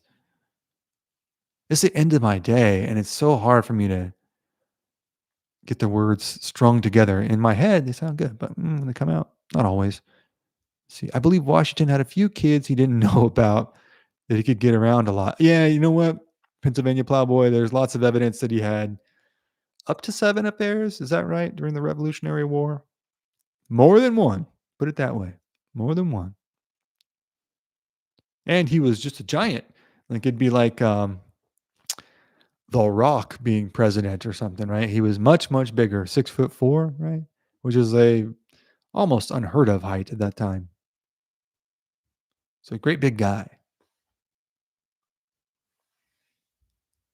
And I think like a ferocious fighter in his own right. Scanning through here. And what else was I going to get to? I had something else I wanted to talk to you guys about. Hmm.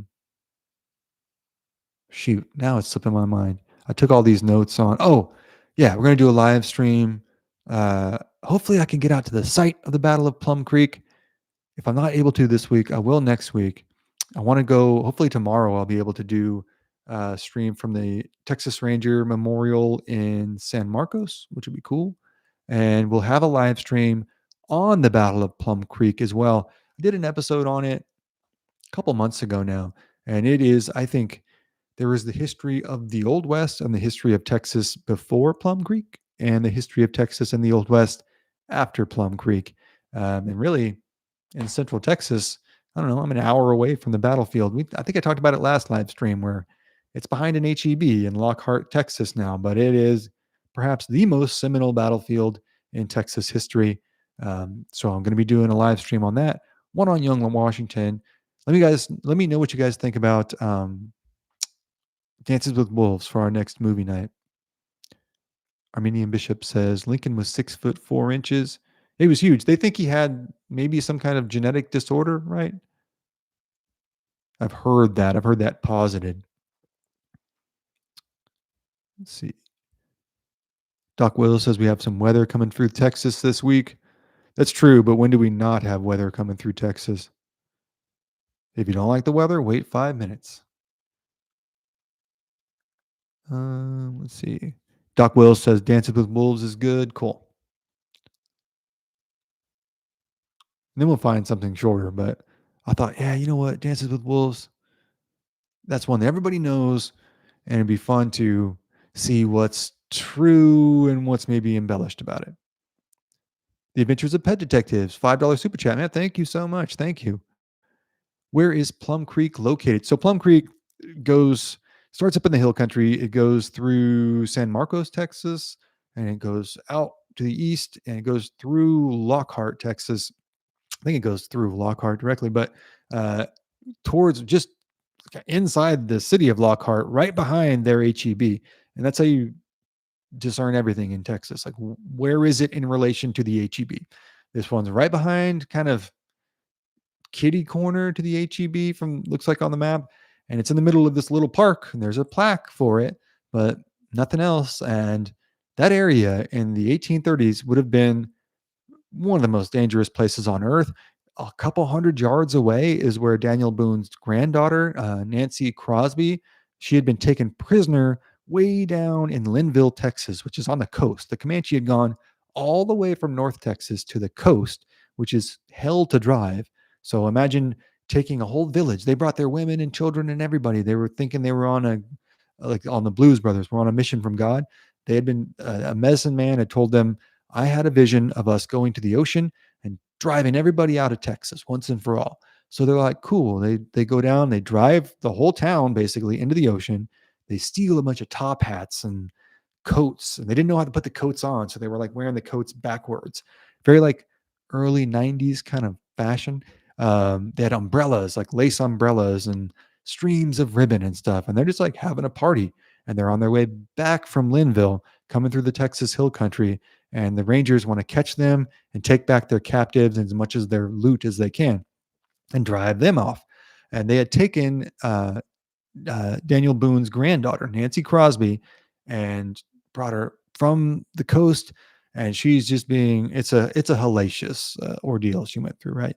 But she was drug all the way up here, tied to a tree, and just drilled with arrows. And that was like end of the story, but a very just tragic ending to family of one of our, he lost so many family members to native attacks. It's like, it's crazy that one family just lost so many to Shawnee attacks, to other tribes, and then to a Comanche attack is crazy. It's 1,500 miles away or so, you know. But uh, yeah, it's an interesting tidbit. Then the battle unfolds, and it's really when the Texas Rangers were first able to bring the Patterson revolver into play.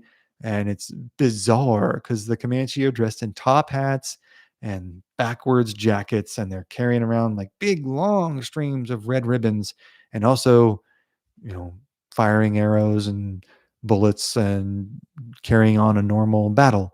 Eventually, they were all driven kind of back to the plains, and the Rangers were able to turn the tide of the battle and reclaim a little bit. But it did put the Comanche on notice that there was a new contender in the area, right? That the Rangers had some offensive force to use against them, and then from there it kind of progressed. But it's a crazy story to think that like, oh, there's an HEB here, and then like I don't know, quarter mile, half mile to the east, Daniel Boone's granddaughter was unalived, and in like a horrific way, right? Such as Such is history, though, right? That's kind of the fascinating thing about learning this stuff. And then when you take it out into your travels or into your real life, it's like, oh, you think about what happened, right? Something happened. I don't know what, but something happened behind this grocery store or in this parking lot. There's an episode we have coming up soon is Austin Ambush, and there is a Popeyes chicken in Austin, and I've figured out where it's at, and I think there's a marker there too. And I want to go do a live stream there if I can get back into this location without too much trouble. But there's two Texas Rangers from the 1830s buried underneath the parking lot, and then just past the parking lot it was known as Fort Colorado. And a lot of people think, oh, Fort Colorado, they think it's a different fort. It was a little tiny fort that they had just built in the 1830s or early 1840s, and it was like 2 stories tall, and it was so they could look out and watch for Comanche attacks. And they actually got into a battle, if you know Austin, like right where South Lamar crosses the river. So it's like where Pure Bar Pilates studios and I don't know, falafel shops or whatever are now. And there was a uh, pretty intense, hellacious, very dangerous battle that resulted in, I don't know, 6 or 7 Comanche fatalities that unfolded right there. Again, it would have been pretty thick woods. So it's cool to like see how all this stuff translates or where all this stuff happened in the modern day. Let's see. So that's going to be another episode coming up soon. And any of our like big episodes that may have a little left on the table, some stuff we didn't cover, I'm going to rehash those in a live stream as well so we can go a little more in depth. Space Cowboy, he finally made it. What's up, dog? The whole chat's been wondering where you are. I watched a good History Channel documentary last night about George Washington. I don't know how old or new it was. Seemed new. I don't recall ever seeing it. It's in the YouTube channels, in the History Channel's YouTube channel. Cool. I got to go watch that. I want to prep for our Young Washington live stream. It was posted recently. Okay, cool. Let's see. Oh, there's a lot of chats in here. Let me see. See, the whole chat's going crazy for you, Space Cowboy.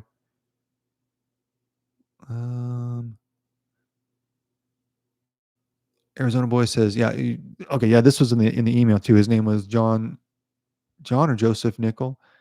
He was a guide, and 2 of his brothers fought against Cornstalk at Point Pleasant. Wow, that's crazy. We need to do a Cornstalk episode too. Let's see. Amazing to short stories by Kate says, amazing to think such history is located all around our daily lives. Yeah, I think the LA episodes I did, the Battle of Rio San Gabriel was probably maybe my favorite one of those because it's like there's a little plaque up to it where it happened in Los Angeles today. But yeah, in the massive city of Los Angeles, a big battle that kind of changed much of the course of American history and thereby maybe world history happened right there, 150, something like that years ago, 175 years ago. And you would never know it without our show. Let's see. I'm getting through these as fast as I can here. Amazing to think such. Okay, we got that one. Oh, the History Channel show is 90 minutes. That's a long one for the History Channel. It just turned into like Pawn Shop Central and Ancient Aliens. Well, how did they cut these rocks that straight? Like, I don't know, dog. Get a haircut. You know what I mean? I brought in I think Jimmy Page played this Les Paul. How much you think it's worth? And like, it's like $100 Walmart guitar or something. I got this pinball machine. It's like, bro, I don't care, man. Give me some history. Sorry, maybe I'm being harsh. I don't know, but it's because I'm related to one of Lee's siblings, Arizona Boy says. Lee's daughters never married, as I recall. Did none of his daughters marry? That sucks for him, man. Let's see. You guys got a lot of family history going on here.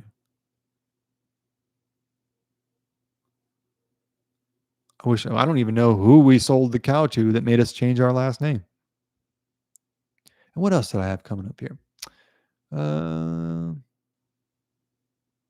wanted to talk about the upcoming live stream, the upcoming Patreon. You guys have any more questions? Anything we talked about, or any of the questions from our latest episodes, or any stuff you want to see us cover going forward? And we got, let's see, Thanksgiving coming up. I think we'll do a Thanksgiving stream. And I got a bunch of stuff like that I either can't fit into an episode or whatever. Like we said that a million times. Um, that we're going to cover too is kind of its own story just because it bears talking about. Oh, yes. Sorry. This week as well, I got this thing written up in MK Ultra in the Old West. Because you might be saying to yourself, how could that be, Brandon? MK Ultra started in what, the late 1940s, early 1950s. And of course, it stopped, sure, in the early 1970s. But a lot of the techniques that were used in MK Ultra, and if you're not aware of what MK Ultra is, it's long story short, a government brainwashing program. They wanted to see because they thought the Soviets were doing this. They're like, oh no, the Soviets are learning how to control people's minds, and they weren't because they really couldn't do it. They were giving them a bunch of psychedelics, and the CIA developed LSD, guys. Okay, so like let's just before we go doing a bunch of whatever, let's take a deep breath and think about our choices, right? Like who invented this? The CIA? Don't think about this. But they were developing this stuff and utilizing it to see if and how they could control someone's mind. So all these horrible experiments happened. But the idea of using psychedelics, using um, neuro-linguistic programming, repeating things, etching them into someone's subconscious, using sleep deprivation, developing Stockholm syndrome, where you develop a kinship and this kind of a codependence on your captor, um, using using music and rhythm and chanting to incite certain states or manipulate certain states of consciousness. Nothing new there. Like that's what the sun dance is. Uh, Hallucinogenics, psychedelics have been used for eons by native tribes. Uh, Music, repetitive music, even the naming of warriors in many tribes was like, well, they named you something they wanted to see you exhibit the traits of, and you're told that your whole life. I'm a whatever Brave Bull or something, right? I'm just throwing something out there, but it solidifies this self image in your mind, and it's oftentimes, yeah, it's not intentional. It's not like how the Central Intelligence Agency would be utilizing it exactly intentionally, but it is a way to create a collective consciousness within a tribe, to create an insular identity within a tribe, and to codify a people, to really collectively coalesce a people so that they protect each other and don't let in outside forces, right? It's a pretty important thing to do for survival on the frontier. So it was kind of an old west MK Ultra in many ways, and I thought there's many instances, and it's not just the native tribes. Obviously, we did it in reservations, or the United States government, not me, did it in reservations by taking away their rights to speak many native tribes, right, from the Navajo to the Lakota to gosh, name them. They were not able to speak their languages. They're not able to wear their clothes, often forced to change their names, not able to perform their music or their dances. Taking away all those things and reinforcing the uh, a new cultural norm completely changes someone's psyche and mental paradigm. So none of these tactics are new. It's just kind of the tools that were available to the CIA and many other people during the 1950s. But luckily, like I said, they've since stopped all that. So we don't have to worry about it anymore, but it happened in the past and it'd be interesting to learn about. Please cover Rogers Rangers, says Douglas Jones. The forefather. Yeah, we covered them a little bit and we should cover them more because the Rangers, concept of the Rangers goes back to the Middle Ages. They were knights sent out on the range as kind of a police force to basically make sure no one's hunting or misbehaving on a noble's lands. Terry R says, "Are Rogers Rangers the Rangers group in turn? Is that a show? I'm not sure. They are a Revolutionary War group, kind of assembled, not I don't think official soldiers, but assembled by I forget his first name, but Rogers was a noted frontiersman, a longtime soldier, And really, they were able to carry out guerrilla warfare. Nobody else knew how to do it, and Rogers was, and that put a huge dent in British efficacy, and even more because what do you win an army? What do you win a war with? Large part morale. I think history has shown that an army fights on his stomach, but you win a war with morale. Because if you lose that, if you lose your fighting spirit, it sounds corny, but it's true. If your head's not in it, you have no chance. Like your chances are greatly diminished. So they were really able to diminish the morale of the British. I mean, significantly, because they were used to fighting another army lined up across the field, especially when they're going against uh, European descendant counterparts, let's say. So they were just like they didn't expect to be shot at from the trees. We need a Revolutionary War series. Yeah, we've done a couple, and we'll be doing more. Let's see. Space Cowboy, you never saw Turn. Space Cowboy, we've discussed this. You can't get upset with me in the chat for not having seen a movie because I have the attention span of an ant, first of all. And like, I don't know. It's hard for me to watch a whole movie. And I'm incredibly lazy in many respects, to be honest. And I guess those are my only defenses. But yeah, no, I haven't seen a lot of movies and I need to work on that. But we've discussed this. You're piling on. You're piling on. You're film shaming. Let's see. It's a great series. I highly recommend it. I will be watching it now, though. Yeah, I'd never heard of Turnt, so I'll be looking that up. MK Bama Diana says MK Ultra started after we obtained NASA scientists through Operation Paperclip. Absolutely. If you are not familiar with Operation Paperclip, we basically took all the German rocket scientists after World War II. We split them up with the Soviets, and that's kind of how our space race started. But that's what started NASA. Warner Braun Braun. That without them, we wouldn't have had NASA. We might not have gone to the moon without them. Okay, I'm gonna stop there. Even though, what is the Joshua verse? The verse from Joshua 19, I think 19, somewhere in there. I should know, but behold the earth and its firmament. Why are we talking about firmaments on a NASA scientist's tombstone? Little odd, and kind of odd that we had to import completely. We had to outsource our entire rocket program. Little odd. Okay, that should rile the chat up, right? What do you guys know about the Van Allen radiation belts? What do you guys think about those? What do you think about firmaments? And does anybody know the verse that I'm talking about that's on Warner Braun's tombstone? Oh, yeah, okay. Bama Deanna says, no, I wasn't using the word NASA for the scientists. Yeah, okay, you're right. That's kind of why I was trying. Okay, they're German scientists, right? Who had Hugo Boss uniforms. And once we were done fighting those German scientists, we took many of them to an Operation Paperclip. We brought them into America. We gave them whole new identities in many cases, and we used them because the Germans were way ahead in rocket technology, and they had jets in World War II, and we did not have jets. So they had figured something out that we didn't know, and the Soviets wanted to know it too. So we kind of like begrudgingly split up. We was like a playground basketball. We're like, I'll take him, and then you pick, and then I pick, and then you pick, and we go all the way through until we've got all the German scientists. And then we take them back to our countries and we say, you guys make us a rocket program. We're going to the moon. And then we race and see who gets to the moon first. And that's pretty much what happened, except they never disclosed that because the public wouldn't be super happy about German scientists being the whole reason, being the driving force behind an American space race. Let's see.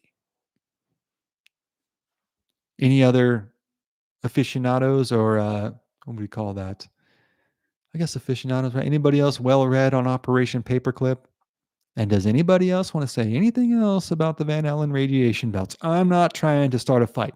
Okay. I'm just asking a question about the Van Allen radiation belts. And I'm asking, I guess I got one more question. I like if a 50 caliber bullet travels what? Is it 1500 miles an hour? Then like how you're gonna get a spaceship to go was it what 27,000 miles an hour? A little curious. Not impossible. A little curious. Let's see. Let's see. Oh, Arizona boy says, okay, I'm gonna say that we're gonna devote a whole nother live stream to this. This is why I think like another channel may be appropriate, and we'll get it going in January. How can I say this? I think we're safe with this. Here's something to get the chat going. But he thinks Arizona boy here thinks uh, the head of Germany during the aforementioned war didn't pass away in a bunker, but he was smuggled to Argentina. I am not going to say yay or nay on that yet. I think that's an interesting um, topic to broach, though. And if anybody else wants to chip in on the live chat, I don't think the end of the story was in the bunker, though. I would say that. I'd say that. It's a little curious that there's no remnants of him. But it's not impossible, but it's a little curious. And I probably agree with you. Let's see. You read tons of books. That's awesome. I mean, I mostly listen to them. I can't read more than a single page of a book without my mind wandering. Yeah, you both. That's why I listen to them, though. Like I said, I got the attention span of an ant, man. I can't even really get through a TV show. I got to take breaks. Let's see. MK Ultra. Okay, we got that. That's where I went on my little paperclip rant. Thank you for indulging me. Here's something. Okay, I got that. Skull fragments were from a woman. Correct. Uh, I agree with Arizona boy, says Bama Deanna. Right on, right on. Terry R says they are going to use premium gas in the 27,000 mile per hour rocket. I think it's German gas. That's why it works really well. And I guess like we're here, guys. Maybe you guys watched it. Did you watch it live on? Do you watch the moon landing on TV, or if maybe you watched it, or maybe you think Stanley Kubrick did it in a soundstage in Hollywood? What do you think? Anybody? I mean, we're going down this rabbit hole. We might as well go down all the way, right? We'll go down half the way tonight. But what do you think? Was it broadcasts from the moon to Australia, then to Houston, Texas, when even today I can't get cell phone signal in the hill country in Austin? Or was it possibly filmed by Stanley Kubrick, who had just released a Space Odyssey 2001? Um, and could he have done that on a Hollywood soundstage, which there's already evidence that he could have because of Space Odyssey 2001? I'm sure it was real. I'm sure it was real. Let's see. Moving on. Pennsylvania Plowboy says faked. Listen, dog, you might be right. You know what I'm saying? Let's see. According to Elon Musk, his rockets go 17,000 miles per hour to escape the gravity of. All right, dog, we're going to broach the gravity topic. Really? You're going to keep me going all night, man. Gravity, right? Gravity. Uh-huh. It couldn't just be mass. It couldn't just be density where things naturally heavier things settle to their lowest point. Do me a favor, dog. Dip a ball in water and then spin it and tell me where the water goes. Let's see. 1,000% believe we landed on the moon. Would I be surprised or shocked if we really didn't? No. And I think you could say either way, I think that's a reasonable position. Like you could not believe it and say like, would I be shocked if we did? No. Or I do believe it, but what, you know what I mean? Like I think either of those are pretty reasonable positions. How do you get something that heavy? All right. Kind of set you guys off, didn't I? Let's see. How do you get something that heavy to move that far, that fast? Arizona boy, it's a good question. I am not an Operation Paperclip scientist, so I couldn't tell you. I don't even have a Hugo Boss jacket. Let's see. Doc watched it live. Right on, right on. That's who, I mean, like a lot of people, a lot of Gen Z has no understanding of September 11th, but like my age watched it live. It kind of it does put it in a different light because you're just like, no, you weren't there. You didn't see it. Like we really watched it live. We could do with the conspiracy kook wing of HOKC.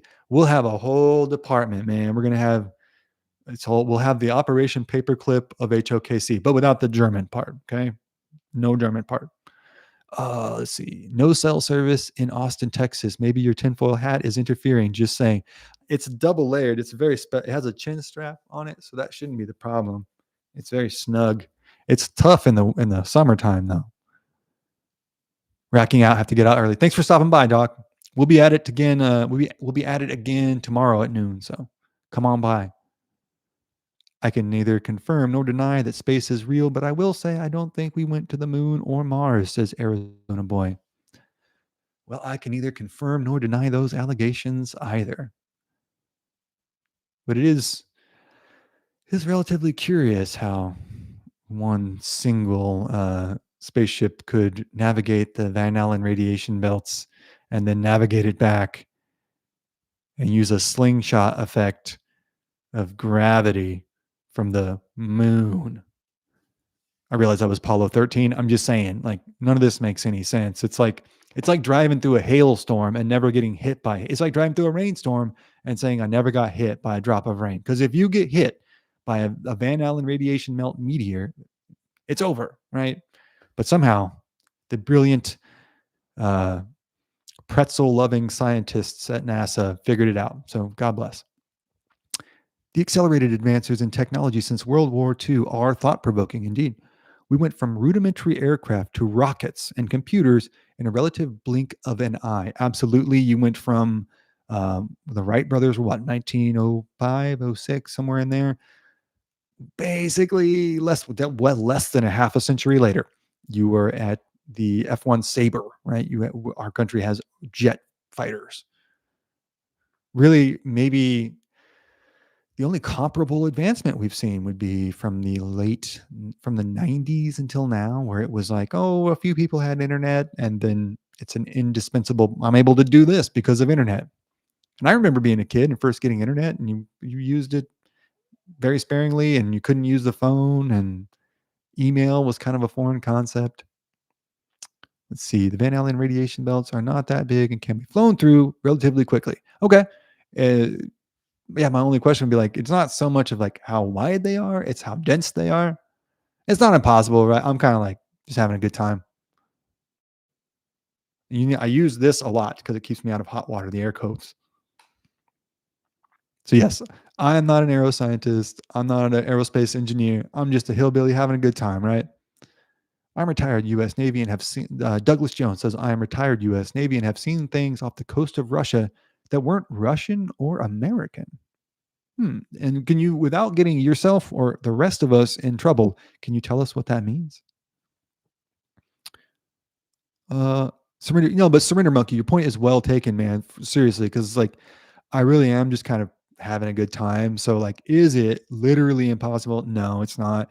Is it literally impossible? We went to the moon? No. I mean, people are capable of amazing things. You know, we clearly don't know everything. Like I'm just talking mess, but so bring it, man. Like, yeah, keep hitting us with counterpoints because we want to have a. It's not an echo chamber. HOKC is not an echo chamber. Let's see. UAP are real. USO also. Yeah, I mean, like the government's kind of admitting that, right? Arctic permafrost is melting. So you don't believe in the ice wall, Armenian bishop. Am I taking that? You're not an ice wall guy. Aliens are real. Water is wet. Burgers are sandwiches, and so on, says Arizona Boy. Burger is a sandwich. I guess so. I guess technically. I don't like that. I don't like the sound of that, but you're right. I think of it as more of a substantial experience than a sandwich, but I guess you're right. Douglas Jones, my kid's father, was on USS John F. Kennedy. Wow.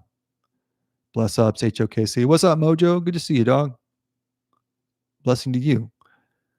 Lights that have moved at angles. Douglas Jones says this is what he saw. Lights that moved at angles and speeds that would kill that would unalive a human pilot. Wow, that's wild. Could they have been drones or something at the time, you think? I'm sure this was a while ago, but Cowboy Zell. What's up, Cowboy Zell? I don't know if I've seen you in here before. Good to meet you, man, if I haven't seen you. Should do an episode on the old Northwest Indiana. We have not done that yet. We have a pretty dicey history when it comes to Native American removal. I'd say, I think a very dark and oftentimes kind of It's viewed myopically by a lot of people, certainly. And I think it's a, but it is one of those kind of inexcusable. Wow, that's tough to say. It's hard for us to contextualize a reason why such mistreatment would be seen as justifiable, but it certainly happened. Let's see. Robert Rogers? Oh, okay. Look that name up. Gotcha. Let's see. Moon rocks are real. Moon rocks are real. Are we faking moon rocks? A lot of moon rocks have been debunked. I think every single one that they have has been found to be petrified wood, a number of other things. But I don't think they have one that's been verified. But if they have, like, you know what I mean? I'm just throwing stuff out there. Bob Lazar is key to explaining that element 115 gives craft ability to create its own gravitational field, hence no friction or G-force. Again, though, I like Bob. I like listening to Bob, man, but it kind of presupposes gravity, and I don't like that. Not a big, not a big gravity guy. Just never. I don't know. And I'm a history major, so who cares if I believe in gravity? And maybe I do. Let's see. Horizon to horizon in 3 seconds, says Douglas. Making a 90-degree turn, it would liquefy a human. So what do you think it was? You have any idea? Or, I mean, like, maybe you're just like, you know what I mean? Just like, you haven't even had time to process that. Nartak says, damn it. Yeah, I don't know. Hey, man, I'm not trying to cut you down. If you know of any moon rocks, let me know. But they just examined several and found them to be somewhere in Northern Europe, I think. Within the last couple of years, they've examined them and they find them to be petrified wood and all kinds of stuff. Which is like, if it's petrified wood, well then, guys, it's not from the moon, unless they're like unverified moon forests we don't know about. Surrender Monkey, is that true? It's illegal to sell moon rocks because they cost the taxpayer so much money? I don't know. Like, honestly, if you're trolling me, it's a good troll, but I could see it being true. Let's see. Only moon rocks I have seen. I'm gonna let that one go, Nartek. I can't read that one out loud, but that's a good one. Let's see. Douglas Jones. Nope. He says I have no idea what I saw, and I damn sure didn't report it. Man, maybe that's a good call because you don't sound crazy here. Okay, we don't conspiracy shame here. Glad you're here, but you might sound a little nutty to your higher ups. Surrender Monkey. Okay, so that is true that it is illegal to sell moon rocks because it costs the taxpayers so much money. Okay, that sounded legit from the get go and makes sense now. Which, all right, even if we did go right, it makes total sense. So it's like, well, we spent a lot of dough on getting there, so you're not gonna sell off the stuff we brought back. Let's see. Bama Deanna says history is my passion. Mine too. And then number 2 is music. Number 3, sports. Number 4, though, conspiracies, because it's in my top 5. Let's see.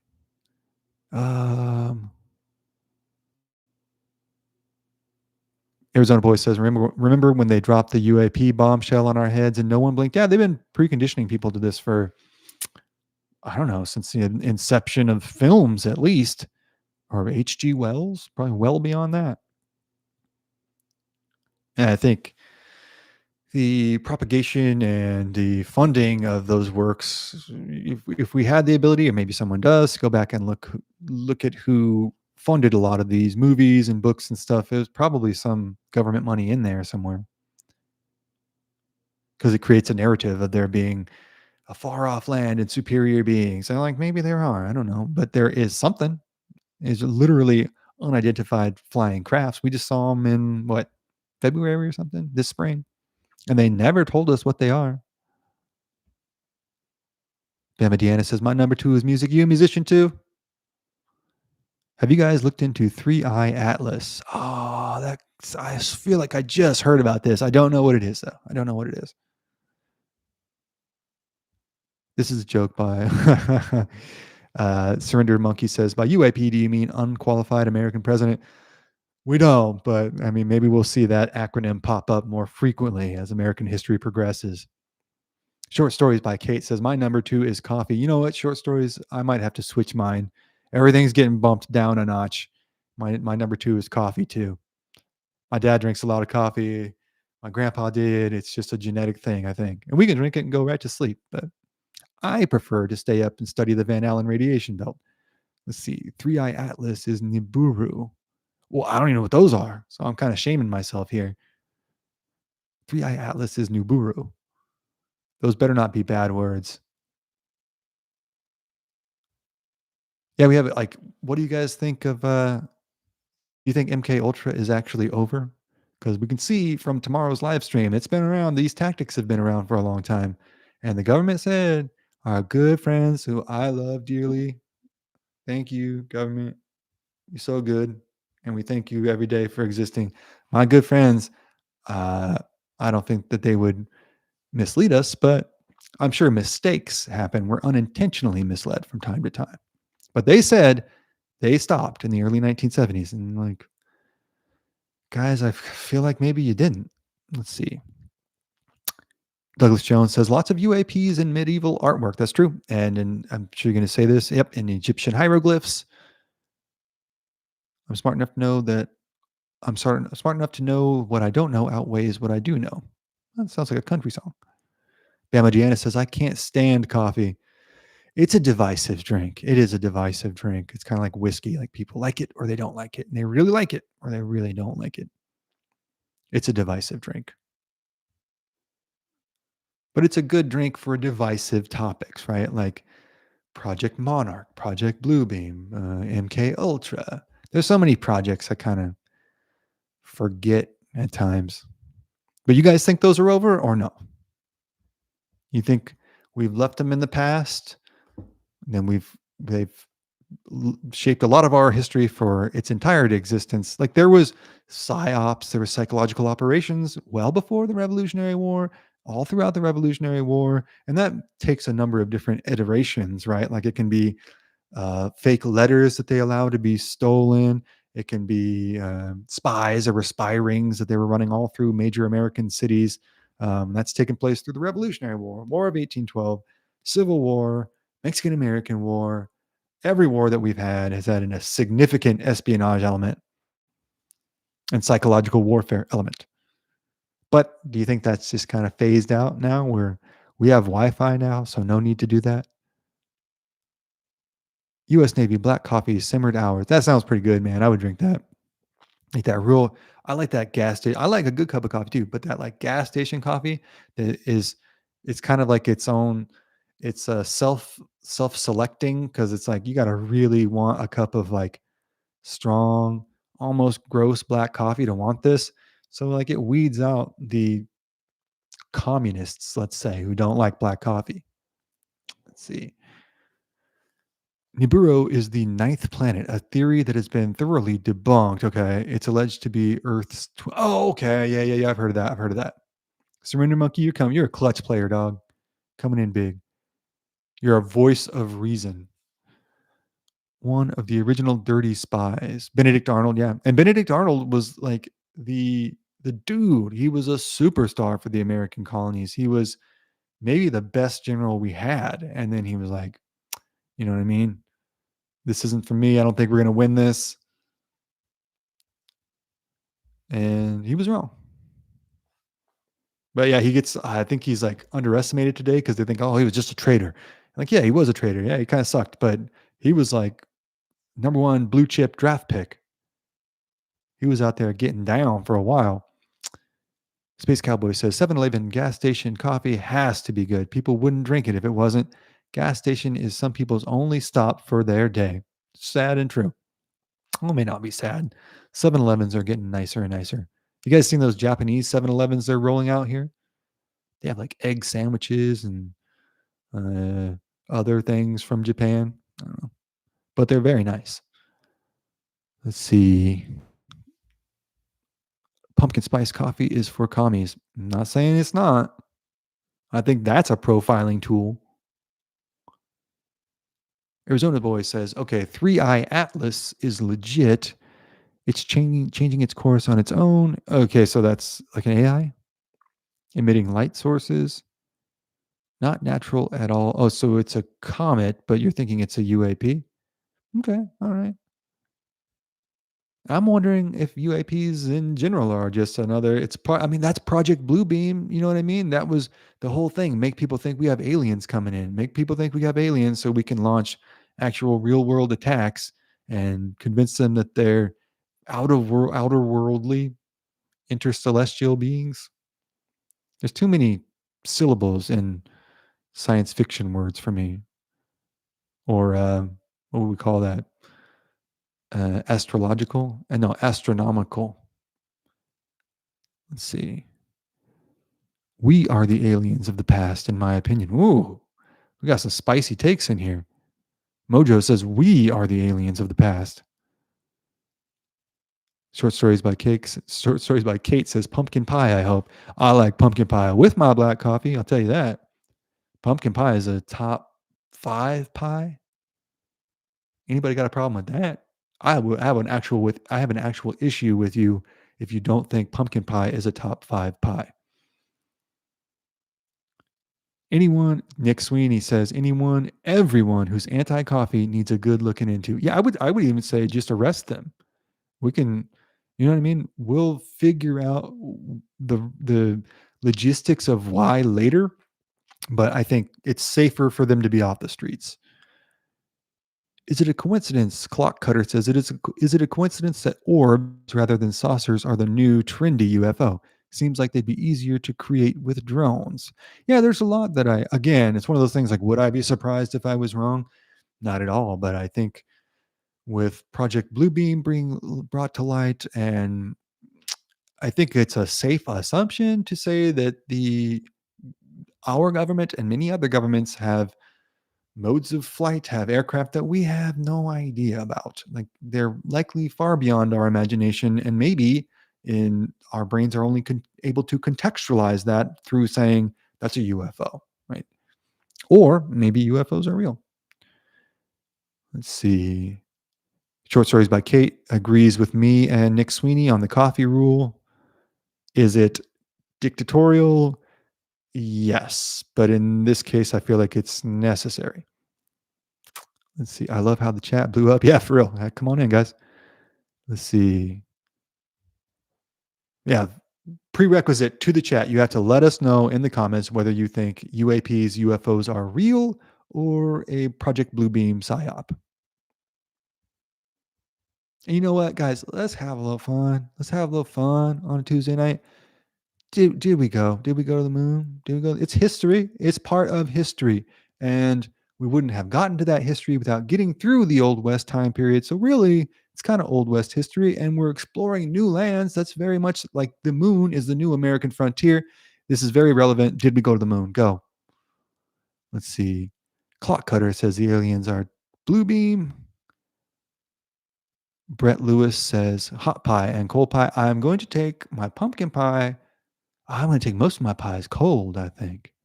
And my coffee overwhelmingly hot. Like I want it offensively hot so that the people around me, possibly communists, do not try to steal it as they often will. The Adventures of Pet Detectives. Oh man, another super chat. $5 super chat says Despera tetones, call for more coffee. I'm not sure what that means, but it rolls off the tongue real nice. Thank you very much for the super chat. You guys have been exceedingly generous. So thank you all so very, very much. Having a great time. So it's really fun for me to hop on and talk to you guys. Let's see. Bluebeam could be reverse engineered. Ooh, an excellent thought provoking point, Guillermo Sanchez. It could be, in fact, that they have captured a UFO, which could have happened at Roswell. Something happened at Roswell in 1950, 51, and then reverse engineered the technology that they found, or even an enemy aircraft. Very possible. Very good point. Space Cowboy, or no, Nartak says yes to the moon landing, yes to UFOs. You don't really see that combination a lot. Nice, good for you, Nartak. That's an independent thinker. Let's see. There's a race to mine helium-3 from the moon and cost effectively get it back to Earth. It's a helium-3 hotspot, huh? I did not know that. I've watched all your series. Love your channel. Thanks, man. Cowboy Zell. Thank you very much. Love having you here. Can't thank you all enough. Like, really, you guys are awesome. You bring so much to me. Like, yeah, I learned so much from you guys, and it's, um, You love your history. You love your conspiracies too. I'm impressed. Let's see. Mike Holt, you come back, dog. What's up, dude? Let's go. Yeah, we're still talking. What do you think, man? You are on the inside. Project Bluebeam, what's your opinion on it? We're going back and forth on the UAPs. Was it a government conspiracy? Was it a psyop on us? Or are these things real and we need to worry about them? Let's see. Coffee should dissolve your car keys if you dropped them into it. It should, Douglas Jones. You are a good man, an honorable man. Let's see. Mojo Baseball says in the 1960s, head of Skunkworks, aircraft technology company, right? Engineering company, said anything ever thought of, they had tried or developed, it it already existed, basically. Surrender Monkey, what did you say here? Of course, we went to the moon. The Russians would have called you out straight away if you hadn't. Good point.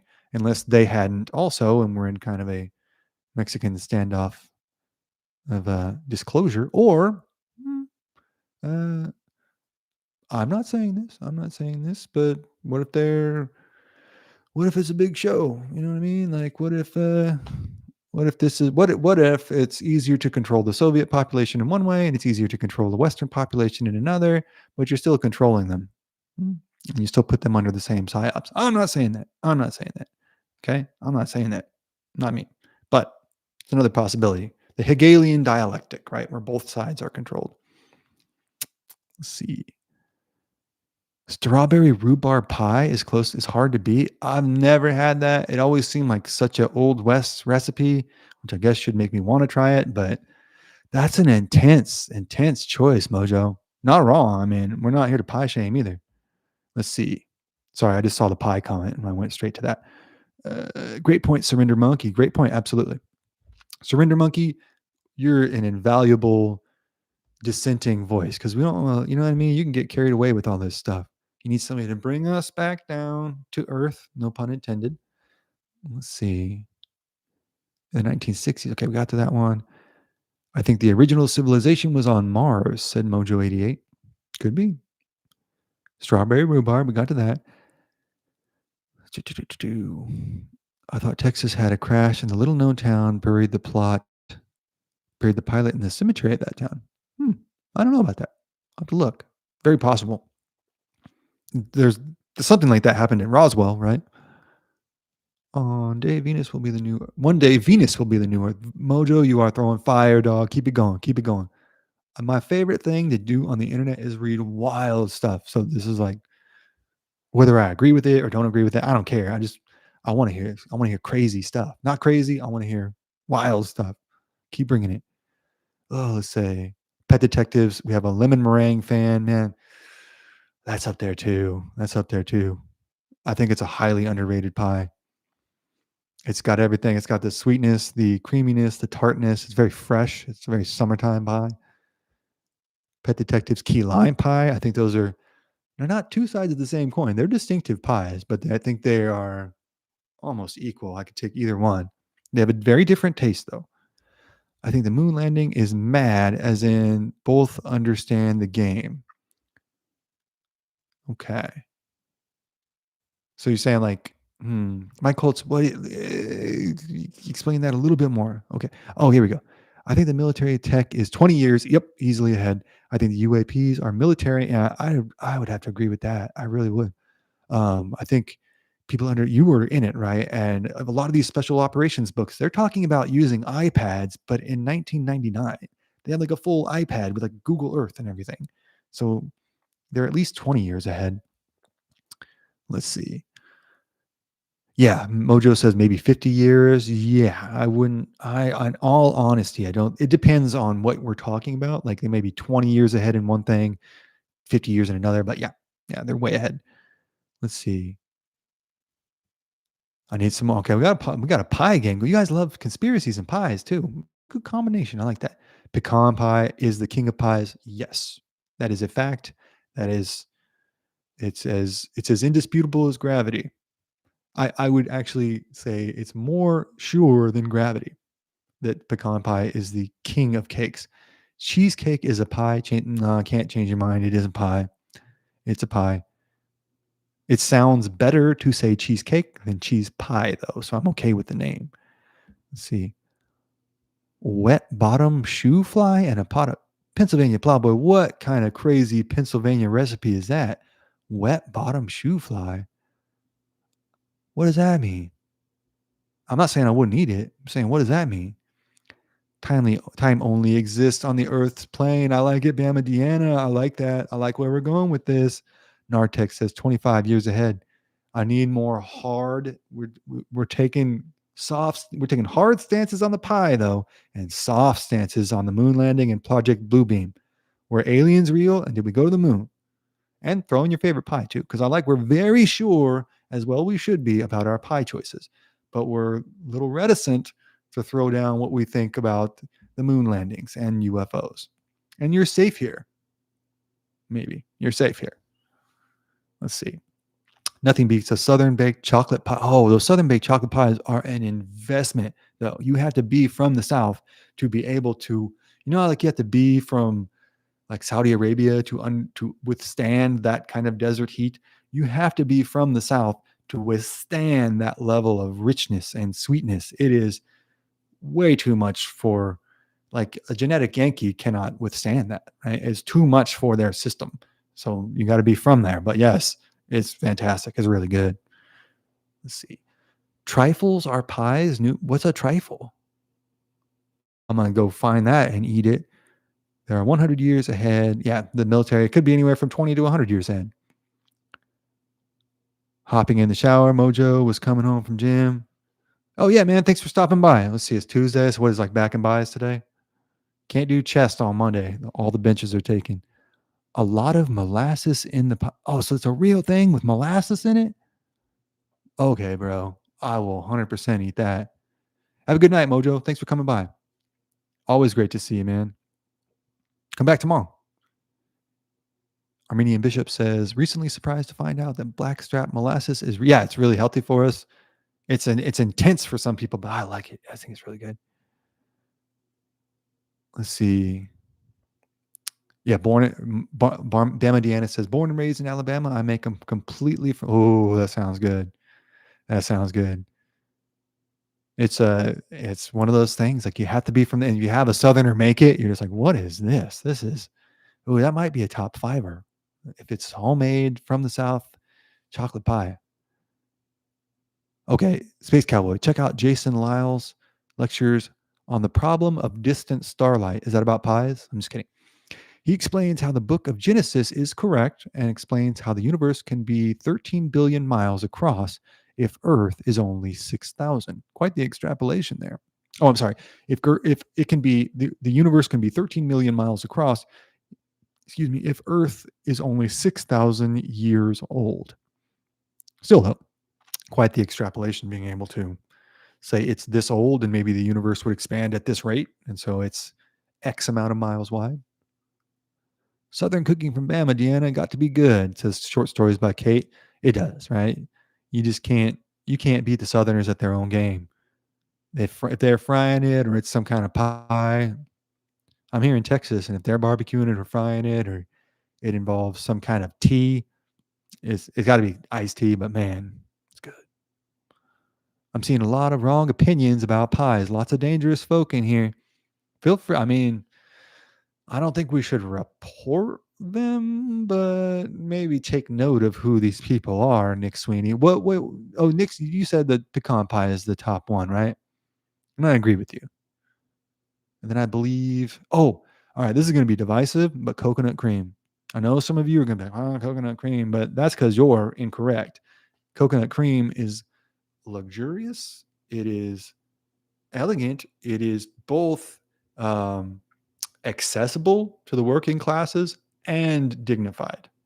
I think it has the best of all the worlds, and it has a lot of texture going on, and it's cold, so it pairs really well with the hot coffee. A lot of people don't like that at all. Iced tea, sweetened or unsweetened. Space Cowboy, I go unsweetened, but only because all the rest of the stuff that I eat is so sweet. Earth can't be 6,000 years old. Explain dinosaurs. All right, guys, we'll dive into, is Earth millions of years old or thousands of years old? We're gonna have to do that one than a night when we're not doing UFOs and whether gravity's real. But is the Earth like millions of years old? I don't know about that. Were dinosaurs real? I mean, it's not like they could have just found a bunch of bones and put them together for profit in the 19th century, right? And just slapped a bunch of them together and put them up in museums. I'm sure they wouldn't do that. It's more likely that they're real, right? Let's see. A banana cream pie over coconut cream. Look, Mike Holtz, you're not wrong, right? Okay. Put that on there. You're not wrong. I think that everything that I said about the coconut cream pie, it's elegant, it's accessible, it's there's a lot of texture going on, and all those other things they apply to the banana cream pie. Okay, I don't know, man. If there's one side by side, I got to go coconut. That's all. But much respect to you. A fantastic answer that we have not seen in the chat yet. I like coconut cream, like key lime. Our tag. I'm not sure exactly what that means, but I like it. I like that. Coconut is like eating grass. Only thing I don't like about it is it to you. Like I like that texture, man. Wrong on pies. I haven't heard a pie in the chat yet. I don't love. Maybe you have a point, Nick Sweeney. We're gonna put you on a watch list for that, Terry R. Okay, and we're not calling anybody yet, but you're on this watch list. I'm gonna put you that. Space Cowboy says read Job chapter 38 to 40. Did they talk about pies? Poor old Job. He got everything restored to him, right? So maybe he got his pie taken away, and then he got 2 pies later. Traveling in a linear way would make it impossible to reach interstellar distances. Time and space need to be warped. The aliens might be us from the future. I honestly think that's a legitimately interesting theory and a much more reasonable one to posit than I think the official story. Let's see. But again, that's just with some hillbilly things, right? Arizona boy, I heard that coffee is originally from Ethiopia. No, yeah, it's from Ethiopia, northern, I think Morocco as well. But they apocryphally, there was several goat herders, and they saw their goats were eating these beans off bushes, and they become like very energetic, and so they thought, well, maybe we should try eating them. And they thought like, well, this is okay, but let's try grounding them up and making it into kind of a drink, and thus coffee took off from there. But coffee was a old world product brought over to South America. I am kind of partial more to Arabica coffees because they just have a lot less problems with mold growth and crop consistency. But I don't know. That said, I like a good Mexican Altura, a good Colombiana, all available at your local HEB, by the way. Let's see. Bama Deanna says, you should try one of my homemade fried apple pies. Can you mail them? How do we get our hands on these, Deanna? You're throwing out all these delicious desserts, and we have no way to get we're like the dog on the 10-foot chain, and you got the bowl 11 feet away from us. Absolutely. Aliens are us from the future, says Space Cowboy. Well, you're a literal space cowboy, so you would know. Let's see. Yeah, Bama Deanna, we need to figure out how we're going to get the transport logistics worked out here. Mincemeat pies are the almighty king of pies, says Nick Sweeney. Are you British, Nick Sweeney? Man, my grandpa really liked mincemeat pies, though. It's like, what is it? Like raisins and stuff? I've had it once, and it was like, oh, this is pretty good. It's just an unfortunately named pie, I would say. They'll have to detain me at the pie shop, says Terry R.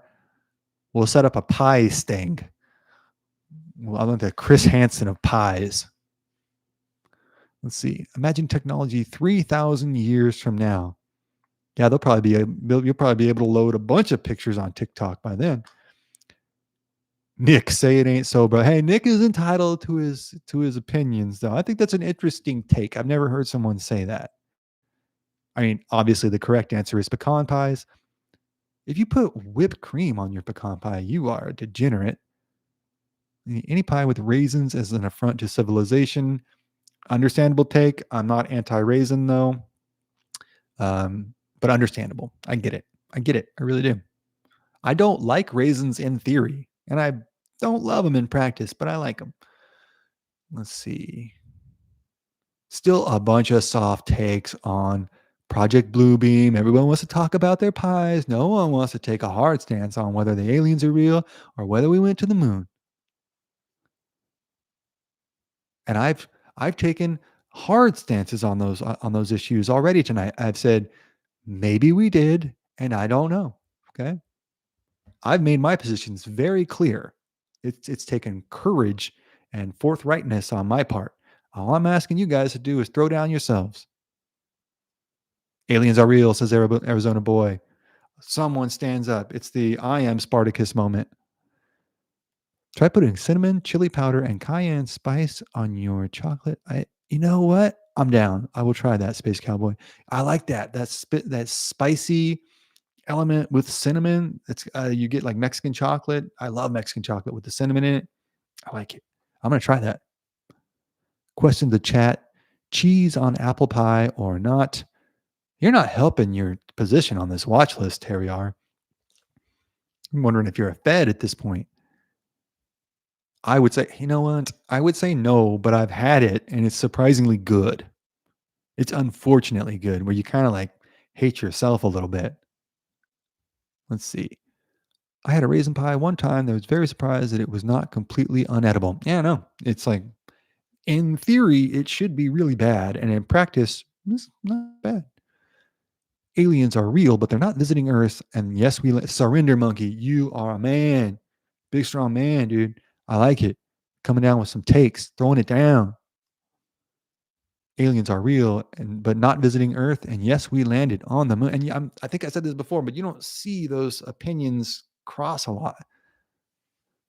You have the temerity and the courage to stand on your own 2 feet. Let's see. All warm notes. It's phenomenal. Wait, all warm notes. Imagine the technology. What do you mean all warm notes? Space Cowboy. Oh yeah, all warm notes in the chocolate ice cream, dude. Yeah, absolutely. That sounds so good. Peanut butter pie is hard to beat too. Bama Deanna, you are a hardcore Southerner. That is, it's like to anyone not from the South, we think like, well, that we don't have the moral fortitude to like make a pie that rich and creamy and just delicious. And down in Alabama, you're like, well, we do. We don't even think twice about it.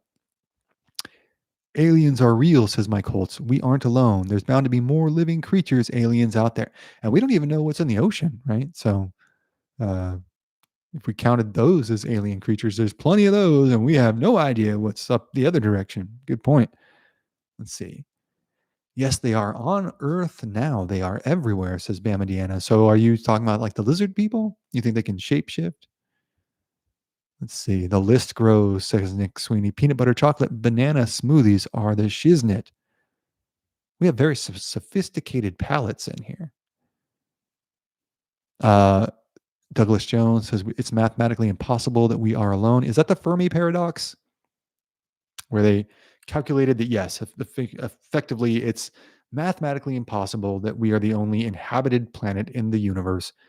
But the question was, having solved that, having posited this rock solid thesis, mathematically proven, then the question is, if it's mathematically impossible that we're alone, where is everybody? Fair question. Arizona boy, the earth is flat. I mean, that sounds crazy. That sounds crazy, Arizona boy. Because if the earth was flat, then you'd be able to project a laser over several miles where there's already supposed to be a curve. And okay, well, you can do that. But if the earth was flat, uh, you know, it would take you uh, you'd be able to fly. If the earth was a spinning ball, you'd be able, which it is. That's why you can fly to Tokyo much faster from LA than you can fly to New York, because Tokyo is spinning towards you at like several thousand miles an hour. So it's really easy to fly and takes much less fuel. Wait, that's not the case either. Well, certainly if you take a ball and you cover it in water and you spin it, it's the water stays on there. You just have to make sure the ball's big enough and it's spinning fast enough, but the water stays. No, it doesn't do that either. But the earth's not flat. Stop saying that. Crazy. Let's see. Arizona boy says it was a joke. So was mine. It was just fun. It's fun to play, right? Fun to have a joke. Sharks, not my bag. Never went to the meat one. Yeah, sharks, man. Mike Holtz, hard no. I grew up in California, never been surfing. I don't want to know. I don't need to see a shark ever. And just knowing it's like, well, I know there's sharks underneath this water. Okay, that's good enough. I don't need to be out here. Let's see. Multidimensional beings are here. Very well could be, Bama, Deanna. I mean, depending on your faith, like the Bible says lots about that. Several other religious texts say plenty about that. Let's see. Nartek says flat Earth, nah, inner Earth, yes, sir. What do you think about the ice wall, you guys? So is Antarctica real too, or is that like if is it the bottom of a ball, or is there some is it like is it the bottom or is it the edge? You know what I'm saying? Clock Cutter says, "Where are you from in California? Central California, and just right smack in the middle of the state, man. Farmland, ag and cowboys, and lots of gangs. So it's a very interesting coexistence there." The prime directive of Star Trek, they observe, but they don't interfere. Very interesting. Earth is a quarantine zone, says Space Cowboy. We have the disease of original sin. Very interesting. Adam ruined it for everybody. He's the ultimate, that one guy who ruined it for everybody else. Man, that's a good take. I agree with that. Let's see. Where are we at here? Oh, 2:35 already. Wow, this one flew by. All right, let's go through our last takes here. Pies, aliens, gravity, anything you got, any topics you want to see me cover in the next live stream. We're in California. The Prime Directive. Okay, we got that. Oh, Clock Cutter, you grew up in Alta Loma. It was, dude, California back in the day was great. It was awesome. I'm glad I grew up there. Check out Dr. Brown's hydroplate theory. It's very interesting. Okay, Dr. Brown's. That's easy to remember. Dr. Brown's hydroplate theory. I endorse the pie discussion. And this, I feel like be frank with you guys. I feel like this is going to be a reoccurring theme, pies, because it can go on forever. I don't think it's going to sway my opinion, my endorsement of the scientific fact that pecan pies are not only the upper echelon, but the actual top of the heap when it comes to pies. But the interesting part is then filling it in from there. Who's number 2? Who's number 10? Where do we go from there? Let's see. Also, YouTube channel Answer in Genesis and Is Genesis History? Very interesting. It is very interesting to interpret the archaeological and historical evidence surrounding those texts for sure. It really was. Clock Coder says California really was amazing growing up, and it was just the best. It was great, and I lived way far away from many of the big cities, and it was like awesome. Let's see. Pawboy says next stream cakes. Ooh. Oh, I don't know that people. I feel like most people don't have such a hard and fast opinion on cakes, but I do. My family makes a great like Texas sheet cake where it's like the icing's like that thick. It's like fudge. It's not like fluffy icing. It's like fudge, and you put that on top of a yellow cake. It's good. It's as classy as I think the human creature is able to be. I think that's it. Let's see. Thanks from Texas, Chris Zimmerman. Thank you, man. Thank you back from Texas. Got to do a pie show. I mean, this kind of has been a pie show, but yes, we will be revisiting this. Don't worry. I'll go find some the top pie recipes from the Old West. I know I don't think pecan pie was invented till the 1900s. A lot of our pies are kind of recent inventions. Apple pie is pretty old. Chocolate pie is new. Tres leches cake is Tres leches is up there. Ooh, Tres leches is good, especially done really well. Not budging on lemon meringue as my number one. Okay, I'm gonna number one though. Okay, it's my dad's number one. I know my dad loves it. I see my dad eat like a whole one, just a whole cake, just a whole pie, and you just eat it with a spoon, and it's just gone, like the Tasmanian devil or something. Let's see. I can make a video of me making some different. Oh, do that, Bamadiana. You could have your own channel that way. You can make a saying. Bamadiana says I can make a video of me making some different homemade pies. Please do. We'd all love to see it. Like I said, maybe that's your own niche there, because it sounds like you know pies. Space Boy says, I found out, Space Cowboy says, I found out recently I make a better carrot cake from scratch than my wife's grandmother. Those are fighting words, but man, yeah, carrot cake is way up there too. I feel like a lot of people don't have the stomach for any kind of spicy cake anymore. Just carrot cake, spice cake. Those are man cakes. Pause. But yeah, those are masculine. Those are cakes that built the frontier, right? Chocolate fudge lava cake is wonderful. Oh my gosh. You cut into it and warm chocolate runs out.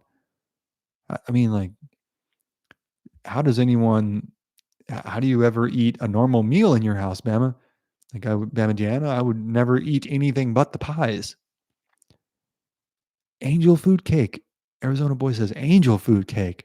Wow, that came out of nowhere. I don't even disagree with you, but I would have never seen angel food cake coming. I like pound cake. I like coffee cake. I like lemon cake. It's hard to find a cake I don't like. Oh, your wife said that, Space Cowboy. Your wife said you made a better cake than her grandmother, I think it was. That's incredible. That's like, I don't know, well, getting a head coach to say, actually, you're better than the quarterback I had. Let's see. Surrender Monkey says, my little sister once ate a whole meringue for breakfast, and now I can't look at them without. Yeah, my family calls meringue calf slobbers. And I still like eating it, but it's a much less appealing name. But it's visually accurate. Have you ever seen a calf slobber? It looks exactly like meringue. Carrot cake was a war shortage food, really. And we won. So it's doing something good.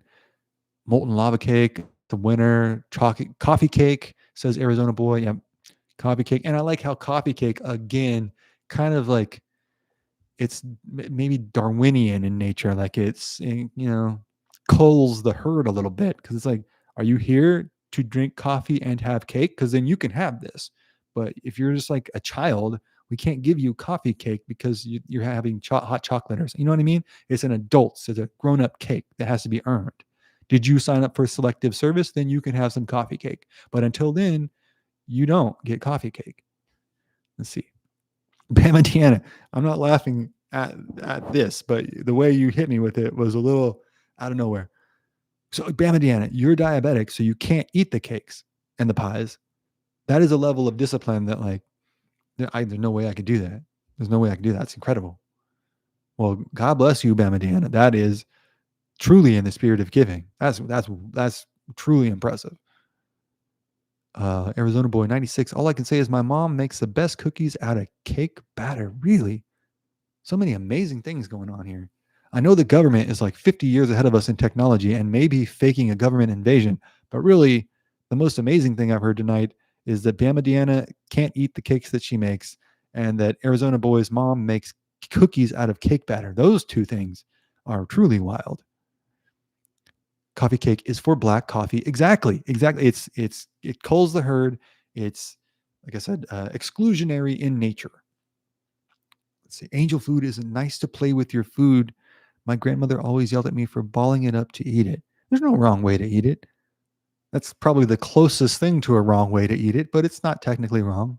You do your thing, Pennsylvania Plowboy. My aunt and grandmother made 4 trays. Oh, baklava. Growing up, I'd have like 3 or 4. Ooh, those are some of my favorite, but I can only eat like one because they're so rich. But man, that's a Mount Rushmore tier dessert. Let's see.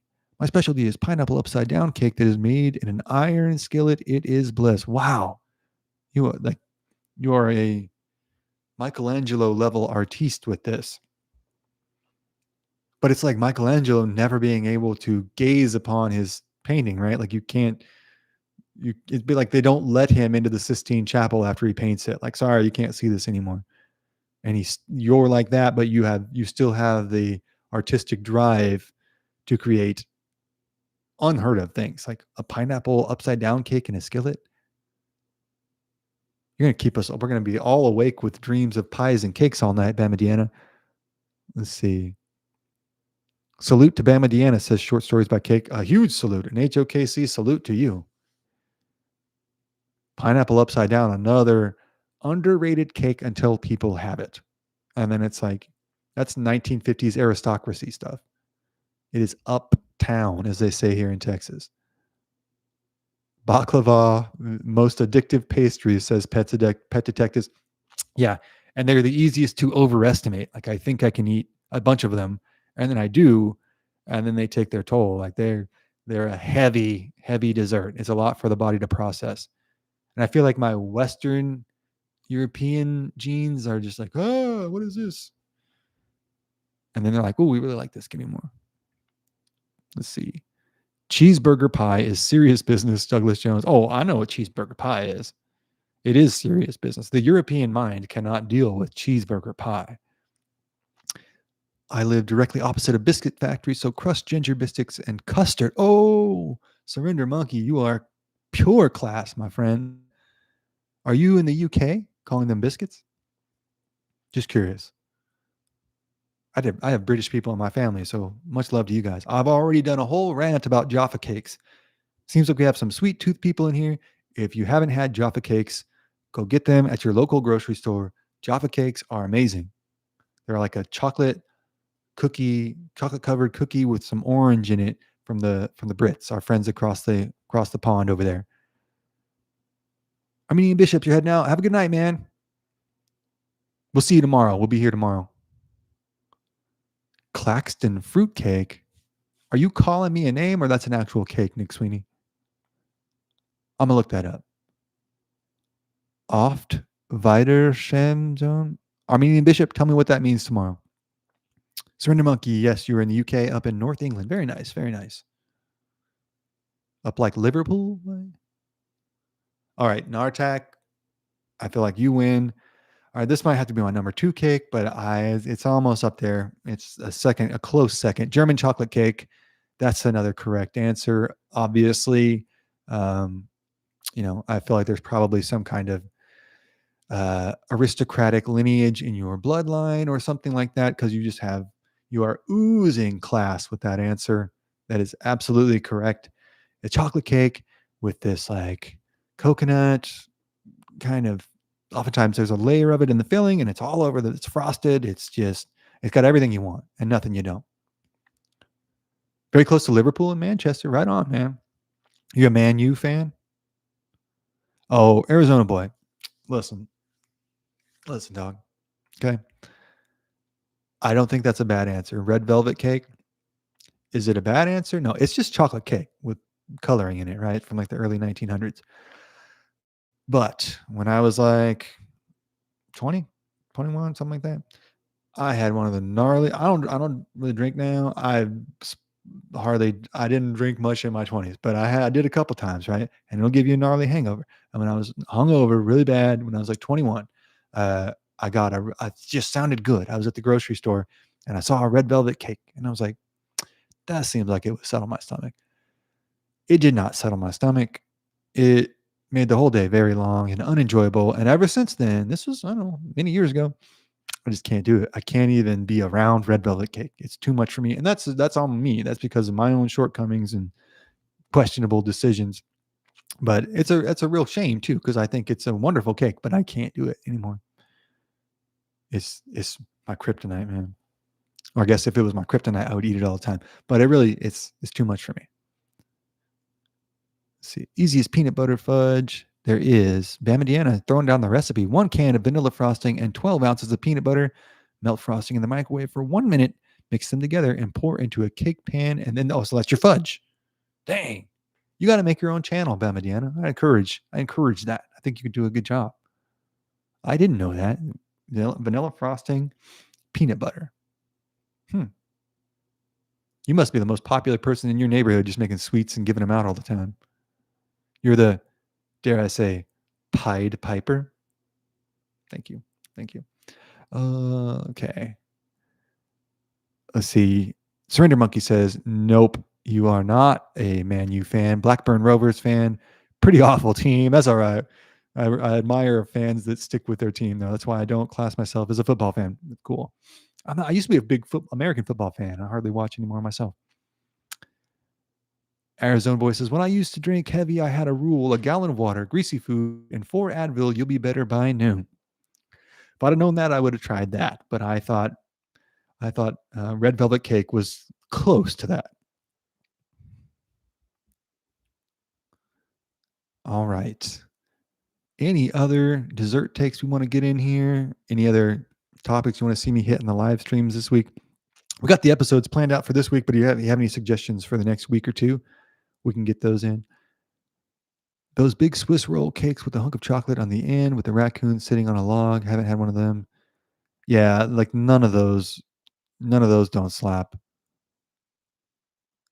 And the key is you take those and you put those in the fridge for an hour. Well, you get like 3 of them. Put one in the fridge for like an hour, one in the fridge for like 30 minutes, and then you eat one. And well, maybe then it might take you 10 minutes to eat one, 10 seconds. And then you got the second one's kind of chilled. And then the third one is super chilled and everything's like solidified. It's amazing. Let's see. Years of trial and error. Oh, years of trial and error to have your hangover cure. Hey, somebody's got to be in the lab, right? I live in a town with a population of 180, Bama Deanna says. And Bama Deanna, am I saying your name right? Is it Dina or Deanna? I'm thinking Deanna, but I could be wrong. So I want to show our due deference to our Alabama cake master. Arizona boy knows how to drink, Clock Cutter says. Apparently he does, dude. That's some veteran advice there. Arizona boy, just to recap, you'll add what I emailed you. Yeah, we'll be tomorrow. Tell you what, I will email you back with the show it's going to be. It will be in the next couple days because I have the outline for the MK Ultra show too. So I'll email you tonight because I got to outline the Young Washington one a little bit more. But yes, we will absolutely mention it. We'll go over this a little bit, and I want to email you back to. I'll cover this in the. Well, we'll talk in the email, but I want to make sure I can use names and stuff too. I don't want to step on your toes there. Let's see. But yes, expect it. We'll be doing that. And thank you for getting a hold of me too. That was a pleasant surprise. Arizona boy says you're retired now, sober for almost 2 years. Right on, man. Okay, Bama Deanna says that is Deanna. Good for you though, Arizona boy. It's tough to get out of that habit. You know what I mean? I bet he can swim good. Arizona boys are guppies. Plus, they drink. They got to drink. It's hot in Arizona. Yeah, Arizona's a wild place, man. It's in many respects still the Wild West. I know we're talking about pies, says Spaceboy, but not sure if I've ever mentioned this YouTube channel, 250 Years of USA. I do not know that one. We'll check it out. If you're in the chat, check that one out. Pet Detective says, cutting out, looking forward to the next live chat. Thanks for a great time. Thank you, Pet Detectives. Thank everybody for stopping by. We've had a good time tonight. This might be one of my favorites we've done yet. But my voice is getting a little ragged out, and we got to do several more this week. And we got episodes and shorts and all that stuff coming for you. So I'm going to check through the chat one more time, and we'll wrap it up for tonight. But I'll be back at lunchtime, my lunchtime. So 1 p.m. Eastern. What is that? 10 a.m. Pacific tomorrow. Just drinking some coffee, talking some history, a little bit shorter, but we'll cover some cool stuff. Let's see. Oh, I think tomorrow I'm going to go to the Texas Ranger Monument, time allowing, if traffic allows and everything. Let's see. 50, oh, we got 56 likes. Yeah, good. Right on. Thank you all for liking. Thank you everybody for coming by. Thank you to everybody for the super chats. That is so appreciated and gives us, really allows us to keep doing this and to keep exploring what we can do with the live streams. And this is like the most fun that I've had. So doing the show, like I really love doing the writing and love doing the voiceover. Absolutely. But being able to talk with you guys and interact and go off in whatever direction we want. And also we all love history. So just a blast hanging out with all you guys. I'll check the live chat one more time and then we're cutting out of here for the night because we will be back soon. Lots of variety. Hitting the rack, says Douglas Jones. Thank you, man. Thanks for coming by. And thank you again to everybody. We are almost at the 3-hour mark. So this is the longest one we've done, probably the most fun one we've done. Write down your favorite cakes. Write down, what was I going to say? Underrated Westerns, because we're going to be covering that soon. Any topics you want to see me cover, write them down or email them to history@theokcorral.com. Let's see what else. Follow us on TikTok at History at the OK Corral. Follow us on Instagram at History at the OK Corral. Sign up for our newsletter. We do a weekly newsletter with a lot of cool stuff in it that we're really doing a better and better job in. So get in on the ground floor. We've got some cool stuff we're putting out for that. The sign up link is in this video and all of our videos. And I'm trying to think if I'm missing anything else. Other than that, we got lots of shorts, mini shorts coming this week, several episodes, many live streams, all kinds of stuff coming for you. So thank you again so much for tuning in. And we'll see you tomorrow on History at the OK Corral, home of history's greatest shootouts and showdowns. Thank you again. God bless. Have a good night.